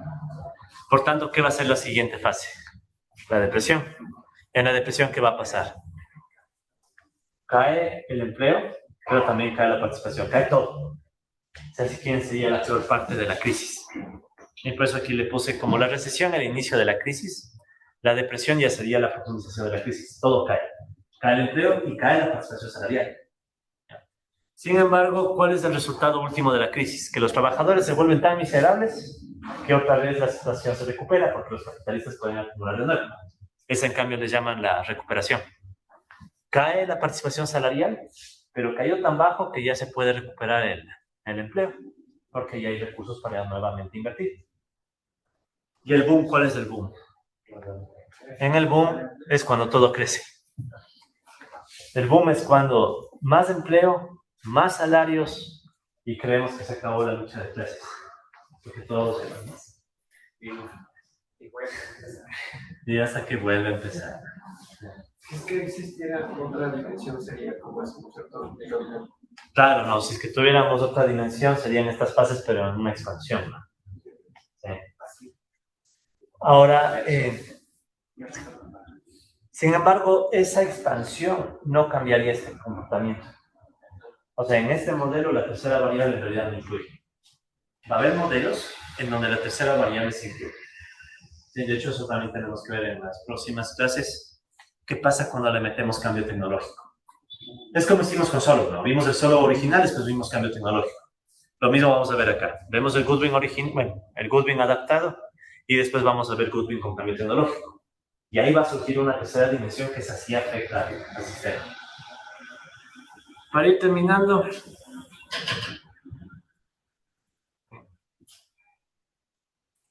pues todo chévere la clase, como que tuvimos unas discusiones interesantes. Verán, aquí hay algunas observaciones, me voy a saltar varias porque ya en la charla hemos visto. Quiero ver los datos, ¿verdad? Quiero ver los datos. Sí, veamos los datos, para cerrar. ¿Qué tan bien ajusta con los datos el modelo de Google? Porque se supone que usamos datos de Estados Unidos, ¿no? Entonces uno podría comparar con Estados Unidos. Entonces, verán, este mismo artículo de estos señores, Graciela y Maheshwari, tienen una comparación de los ciclos y los datos reales. Está chévere este artículo. Está más abajo. No quiero las pruebas estadísticas. ¿Por qué hacen unas pruebas estadísticas? Porque quiero solo mostrarles los gráficos. Ahí están los gráficos. Entonces ahí pueden ver, si es que se hace zoom, sí. Ya. Pues aquí pueden ver cómo está el rojo. Es el ciclo teórico simulado del modelo de Goodwin. Y en cambio en azul están los datos reales. Cuando comparamos tasa de empleo y participación salarial. Ahí están las dos variables. ¿Qué tal les parece ese ajuste? Precioso, ¿no?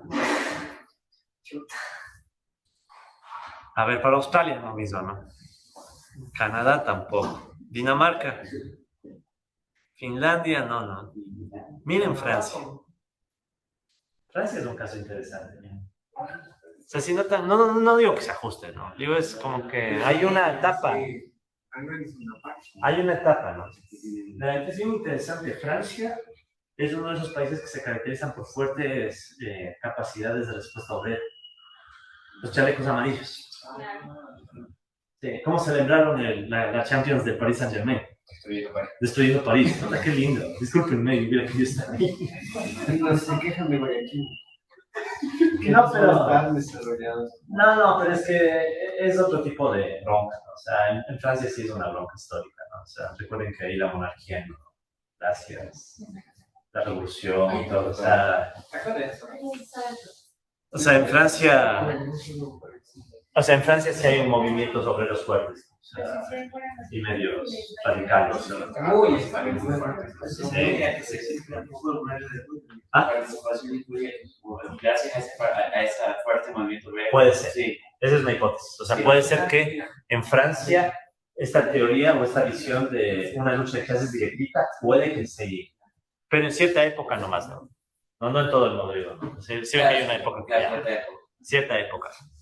En Alemania, bueno, los datos de Alemania son discutibles porque en realidad eran dos Alemanes. Entonces ellos hicieron un artificio para la unificación, o como que armar una sola Alemania. Pues de Alemania no me confío. Una ponderación. Ya, Italia, Noruega, Estados Unidos. Pero miren, esto es interesante. O sea, porque a veces uno, y con esto voy acabando la clase, uno cuando hace estos modelitos, se deja llevar por la teoría, la emoción de los apuestos, las derivadas, todo, saca los sistemas. Pero no es malo también comparar con la data, ¿no? Ojo que la data puede tener problemas también, o sea, no es que sea puro. Pero bueno, no creo que haga falta un estadístico o prueba para saber que el ajuste no es bueno. Sí. Entonces aquí el mensaje es, verán, pueden tener un buen modelo teórico, no se olviden que es teórico. Sí, entonces pasar de la teoría a lo empírico es difícil porque hay por supuestos, cambio tecnológico, la misma curva de Phillips, estamos asumiendo Leontief. En tantos años, miren, estos son análisis desde 1960 hasta el 2010. Es más que seguro que hubo cambio tecnológico o sustitución capital-trabajo o alguna vez. Entonces, todos esos detalles, compas, ya los vamos a ir conversando, pero ojalá tengan chance, sí les recomendaría que lean el artículo. Es bien chévere. Listo, compas. Entonces, cerramos ahí la clase. Estuvo interesante. Déjenme cerrar el video primerito, después me olvido.